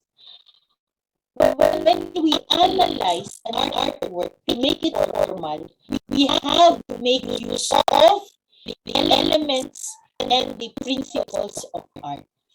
Okay, so dapat yun daw ang ginagamit natin as basis for our analysis. Okay? So sabi dito, that is an analysis of work of art which is made up of such thing as line, shape, color, texture, mass, composition. These things give the stone or canvas its form, its expression, its content, its meaning. Okay? Now, we can also use this form of analysis. So, ang ayaw natin gamitin yung elements of art, yung principles of art, we can actually use these three. We can give the semiotic, iconic, and contextual analysis. So, semiotic, this is actually yung, this is a raw profile lang. Let's say, for example, the size, kailan, anong title, and so on and so forth. Yung kailangan, okay, whose collection or gallery credited to it, okay, GSIS ba yan, or so on and so forth.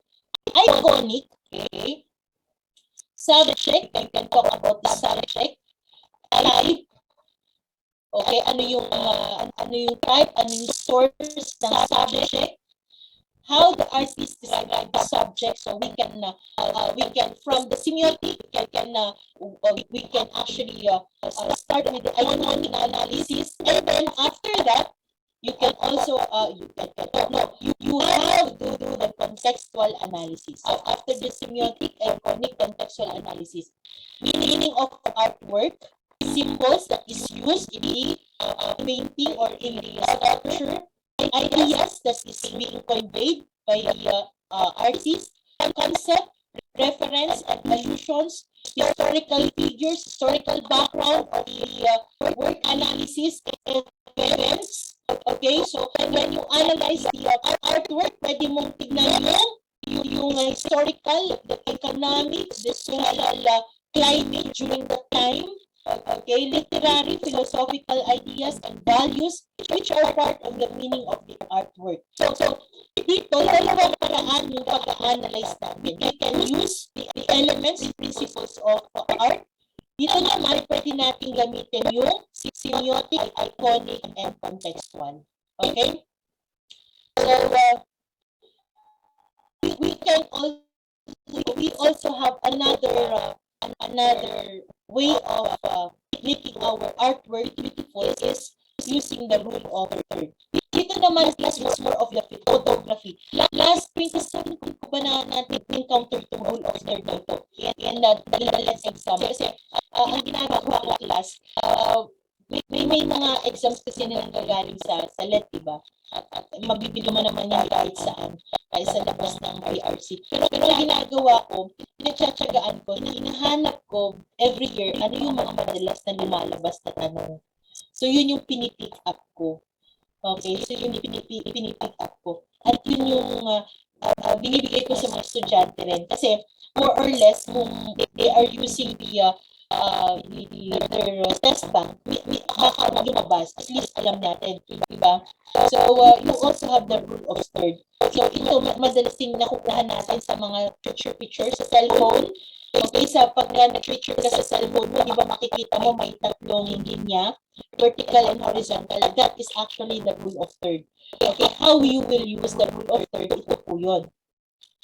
So, it is a basic knowledge in composition that most photographers use when they are placing items within the frame for their masterpiece. So, this is an example. How to use the rule of third. Okay, imagine the scene. The scene is divided into three. So this is the three parts. Ano yung gusto mong bigyan ng emphasis? So dito, binigyan natin ng emphasis is the dog. Okay, so yung ating dog, hindi siya nasa gitna. Okay, it's either kasi sa rule of third, it's either you will use the left side or the right side. Okay, so add interest the scene by balancing the object with visual mass as to what's the viewer's eyes. Sorry for spelling that. Eyes is drawn to. So pag tinignan mo ito, agad-agad makikita mo yung dog, pero hindi siya nasa gitna, hindi siya nasa taas. That is what you call the balancing of the volume. Okay? How about if, okay, okay. How about if you are using a vertical and horizontal subject? Okay, how will you do your rule of third? Okay, so katulad ng ginawa niya rito, harmonizing the area of greater visual mass with the area of negative spot. Okay, harmonizing. Hindi siya masyadong mataas, this lighthouse, hindi siya masyadong mababa. Okay, kung makikita mo, nasa gitna lang siya ng vertical and horizontal lines. Okay, so whether you like it or not, okay, kahit parang mas malapit ka rito, but your eyes will be drawn to this lighthouse. Okay? How about if the subject is moving? Okay? Be sure that you are doing the rule of third, mas malaki dapat yung space ng negative space. Forward, kung saan patungo yung tao. So that is actually how you will use your rule of third in a moving subject. Kasi kung halimbawa, ginawa mo ito, tinakpan mo ito. Okay, hindi ko nakikita nyo no? Tatakpan nyo itong pangatlong ito na box, tatlong box na ito. Nawawala yung feeling of movement. Okay, so dito na-emphasize natin na yung subject natin is running forward. Okay? So, yan po yung paggamit ng rule of third. So, sabi ko nga sa estudyante ko, when you use the rule of third, napansin niyo, it's always either the side of this, wala siya sa gitna. Okay? Wala siya sa gitna. Okay? Unlike dito naman, okay, hindi mo siya pwede ilagay sa gitna kasi you have to emphasize the negative side where the person is going para magkaroon ng feeling of movement. Okay? So, that is the rule of third. Okay. How about using those analysis that we used? Okay? And discussing this work of arts of Antonio Luna. Okay? Juan Luna's painting. So this is the Espoliarium class. Spoliarium is a place, okay, during the Roman period. Kasi pag sinabi mong Roman na, ang mga Romans kasi, ang kanilang favorite pastime is gladiator. Okay? Ang Spoliarium class, ito, analyzing the work of art of Juan Luna using historical background. Okay?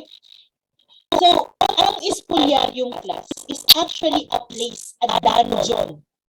Okay? Na kung saan inilalagay nila yung mga namatay na o natalo na mga gladiators. So, kung makikita mo ito, kung 1873, bubungan sa'yo, pagpasok mo ng National Museum, napakalaki ng painting na ito. So, yung pinadala sa atin, actually, they have to cut it into 4 para magkasya sa bangko. Okay, so this is actually, this is actually an example analyzing through a historical background, no? So, Spoliarium is a place, okay, where they put the dead bodies of the gladiators. Itong mga tao na dito, okay, these are actually the trainers of gladiators.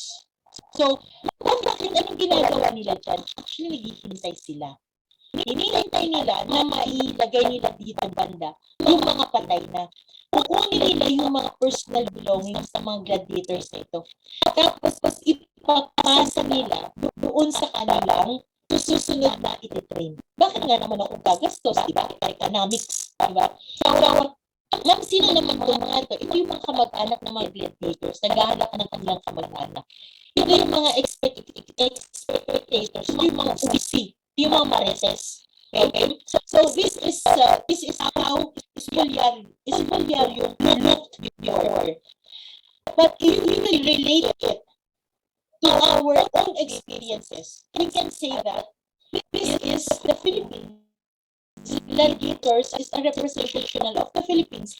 These are the abusers of the Filipinos. These are colonizers of the Filipinos. Okay, so we can actually say that. And itong Spoliarium na ito actually hindi ko talaga sasabihin natin na mag-isa lang ni Antonio Luna na nanalo. Kasi tatlo po sila na nanalo. Primera, sila po yung nakakuha ng Primera Award, the Prime Award, the first award. Pero, bakit natin sinasabi na ito yung pinakamaganda artwork? Tatlo naman pala silang nanalo, ma'am.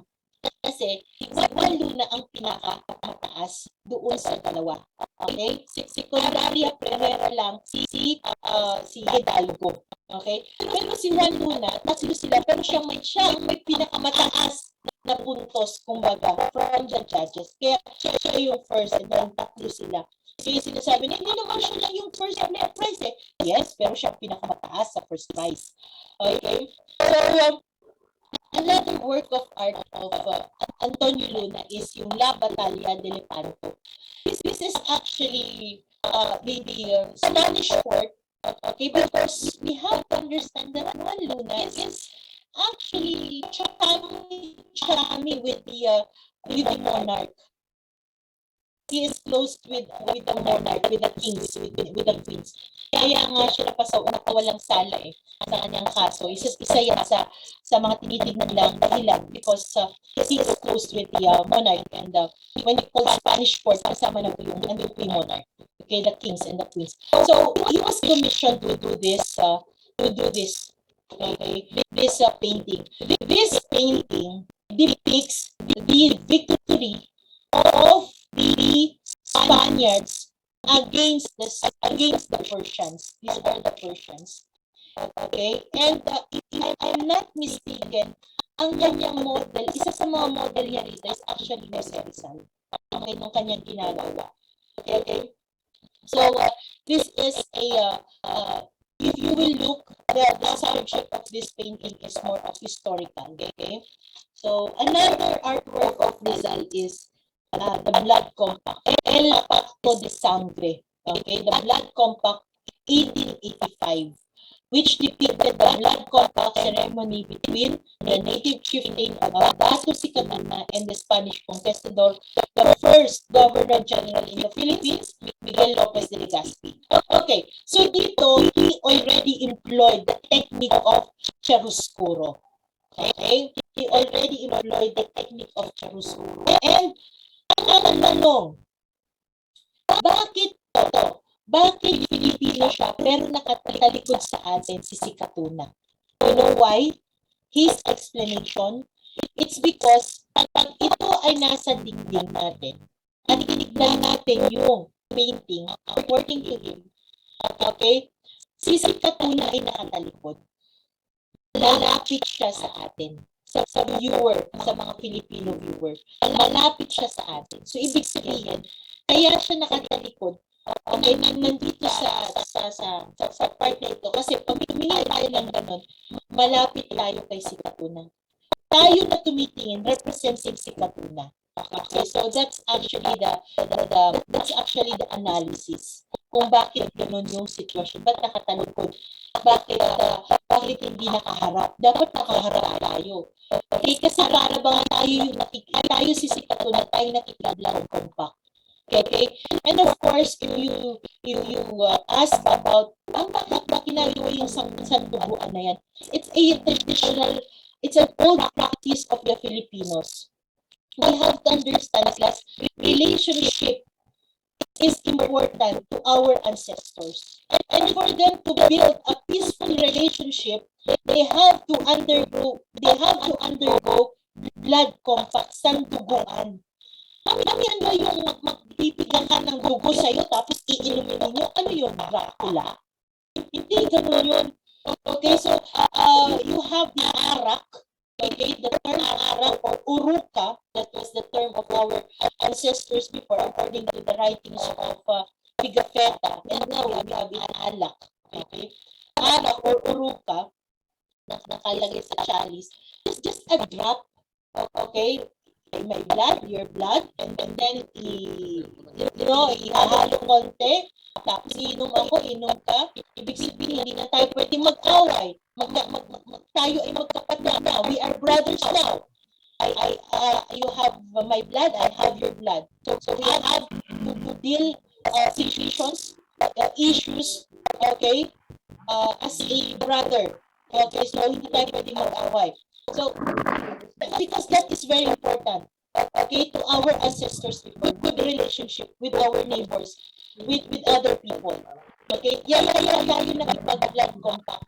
Unfortunately, as the Spaniards, they did not understand the definition, the meaning, the importance, the significance of a blood compact. Okay, kaya masakit sa ating mga ancestors nung makita nila na hindi na parang magkakapatid yung ginagawa sa atin. Okay? That's why you have Sulaiman. Okay? He actually he opposed the coming of the Spaniards. So, that is okay.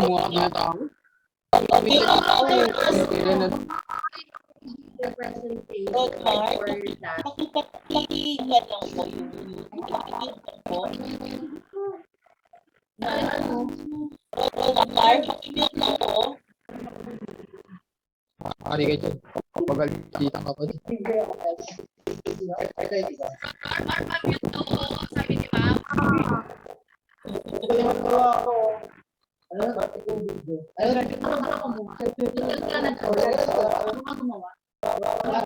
Hindi ko kayo dito sa Zoom. Sir, pamute daw.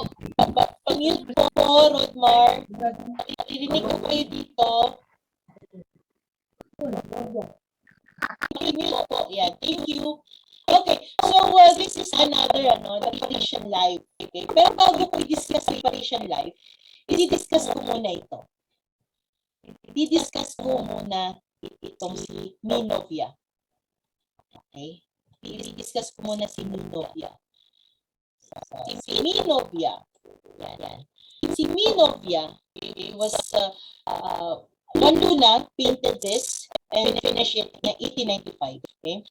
So si Minovia is believed to be a cursed painting of Antonio Luna. Kasi yung unang pangalan po ng minobya na ito is Paspardo de Tapera. Okay? Pero kung titignan po natin, ito po ang mukha ni Paspardo de Tapera. Ito po, yung mukha na ito ay si Angela Duce. Okay? Si Angela Duce ay paborito pong paboritong model ni Juan Luna. Okay? So, si Angela Duce ay ang model ng Minopia. Pero nung una kasi ang pangalan niya is Paspardo de Tavera. So maraming mga haka-haka na nagkagalit si Paspardo de Tavera. At ako ang nilalagay yung pangalan dyan. Hindi ko naman mukha yan. Most especially, we all know that in history, okay, Juan Luna killed his wife and his mother-in-law in front of the child, in front of his son. Okay. So it's because after the death of their baby, okay, of their daughter, okay, para bang na-paranoid yung si Juan Luna daw. Okay, nagkaroon siya ng mga haka-haka na si Paspardo de Tapera ay nanlalalaki, kaya lumalabas siya ng bahay. And so, because of this constant argument, okay, so parang gusto nang makipaghiwalay ni Paspardo de Tapera. Now, yung last na away nila, yan na, hindi nag-away. So, tumakbo yung mag-ina sa kwarto, takbo. Tapos, hinabol sila ni Juan Luna, may dalang baril. Okay, so sabi niya, buksan niyo ng pintuan! Ay, ayaw buksan ng mag-ina. Dumikit sila sa pinto ang ganon. Okay, so parang hindi niya mabuksan. Hindi mabuksan sa labas. Ang ginawa ni Juan Luna is binaril yung pintuan. So doon sila tinamaan. That's the first version. The second version, pag bukas niya ng pintuan, nakita niyo yung mag-ina, binaril niya. Out of rage. That's the second version. Now, ano ang totoo? That's a challenge for you. You have to read. Okay? So, anong version? Sabi nga nitong si Constantino, Renato Constantino, when you read history, you have to read the three versions. Pro-American, pro-Spanish, pro-Masa, for you to understand. Okay? So, alin to ng pagpaniwalaan mo, bahala ka na. Now, bakit hindi nakulong si Juan Luna? Number one, okay? Because according to the lawyer, okay, umamin ka na. Okay, mag-plead guilty ka na. Okay, mag-plead guilty ako. So sabing ganun, ang ginamit nila na premise is that because Juan Luna came from a uncivilized race, a savage race. So you cannot expect a savage man, okay, to control his emotions. Kaya lang nagawa yan. Okay, that's one of the reasons that. Another reason is that when he asked for help from the monarch, he was actually acquitted. He was helped. Kaya nga kung mapapansin niyo, di ba? Di ba sa Artikulo 1, yung Antonio Luna, di ba may binanggit dyan si Antonio Luna na sinasabi pa nila ako ay isang traitor. Bakit? Kasi nung sumaglaban 1896 Revolution class, nahuli itong si Antonio Luna at Juan Luna.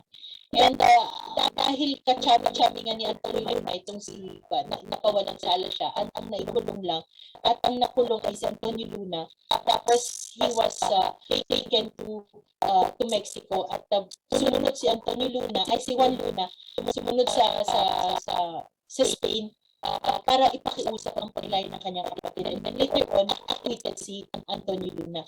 Bakit sila nakulong? At ba't sila sinasabi na traitor? Kasi nga, di ba, nung inimbestigahan sila at ang sinabi nilang magkapatid, ito yung si Jose Rizal ang pinuno ng 1896 Revolution. Okay. Kaya sa history natin, maraming mga kaligasgas din. Okay, so gano'n kalakas ng mga Luna sa monarch. Okay, gano'n sila kalakas. Okay, kaya sinasabi nila na because chami sila ng monarch, that's true. Actually, that's true. Kasi hindi lang isang beses na gumawa ng painting si Antonio Luna, si Juan Luna sa Monarch, kundi may ilan pa silang, may ilan pa siyang mga commission work, okay, for the Monarch. So this is, kaya nga galing ko si Pastor, dahil lahat ng nagmamayari ng paintings na ito, it's either nasunog ang bahay, nagsasakit, mamatay, nag-crash ang kanilang mga sasakyan. And then ang huling-huli, according to my readings, si Imelda Marcos, napunta sa kanya, she donated it to the National Museum. Kaya ngayon, pag pumunta ka sa National Museum, pumunta ka sa Luna Gallery, makikita mo siya, it's very beautiful. Look at her eyes, parang buhay na buhay yung mata niya. Para you will be mesmerized by the eyes of this of Angela Duce. Okay? So, yan. Malayo nga naman ang mukha nila. Di ba? Siyempre, magagalit naman ito. Okay? Pero, yung uso ngayon, na maliit na bewang, tingnan nyo kung gano'ng kaliit ang bewang ni Pastando de la Vera. Yan. Sabi ko sa inyo eh. Okay? Ang uso na bakita. Okay. And of course, this is Parisian life. Wherein, this was bought by GSIS in GSIS for 42 million. Oy, you have to be careful lang kasi sinasama nila yan. How much was the painting of Juan Luna, the Parisian life, blah, blah, blah, blah. So, ang sagot dyan, 42 million. 42 million ang binili natin. Nasa $200 plus, $280 yata. I-mute lang po para po hindi ma-stop yung iba. Okay, so with this, kung makikita na natin, okay, so you have this was completed 1882. Okay, dito sa gilid, meron po tayong tatlong lalaki rito. This is Juan Luna, this is Jose Rizal, this is Agustin Bautista. So if you will analyze the picture, we can say that this is siguro a prostitute, okay, in Paris before. And bakit natin prostitute? Sabihin prostitute kasi madalas ganun po sa mga cafe. Ay meron siyang kasama because this is a coat for male, ito ay hat for male, at dalawa yung baso. Okay, so naghihintay siya. But for the Filipinos, again, when they analyze it, this is a representation of the Philippines. And these are the different countries that wanted to take, okay, the Philippines. Okay, so yan naman. And kung makikita po natin si Angela, kasi iba't ibang mga paintings ni Juan Luna. Okay, so yan po, isang mukha lang po yan. Another paintings of Antonio Luna is yung Odalisque, which he finished 1885. Okay, so this is important, because this was the painting of Antonio Luna na kung saan dito siya natanggap as a true artist in the Salon of Paris. Kasi you will never be an artist. Hindi ka pwedeng sabihin artist during that time if you are not part of this Salon of Art. Salon de Paris. Okay? So, accepted artist of the annual art exhibit. This is an example of a female slave or concubine in a harem. Odalisque, kasi ang ibig sabihin ng Odalisque is a female slave or concubine. Kakabit. Okay? In short, kakabit ng sultan ng Turkey. Harem is quarters. Okay? So this is his paintings na isinali. At dito siya na-recognize. So, hindi pa siya na-recognize sa spoliarium and so on and so forth. Siyempre, kailangan mo muna magpakita ng landas. Okay, this is another painting of Antonio Luna, Pampuhan, 1895. Okay. This is another painting, España y Filipinas, 1886. It is an allegorical depiction of two women together. One a representation of Spain and the other of the Philippines. Okay, So class,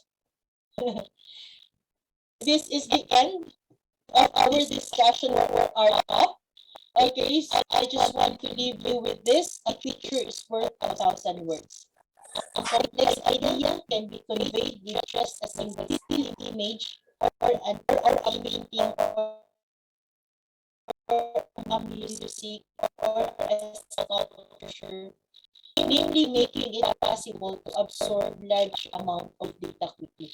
So, just merely listening to music, para bang ang bilis nating maintindihan or mag-grasp yung gustong ipakita sa atin ng artist. And this is a very good way of conveying our emotions, conveying our ideas, okay, through the use of art. Okay, so class, again, okay, I thank you. I thank you. Okay, I thank you for listening to me, and I hope that you learned something from our discussion. Okay, again, I will be sharing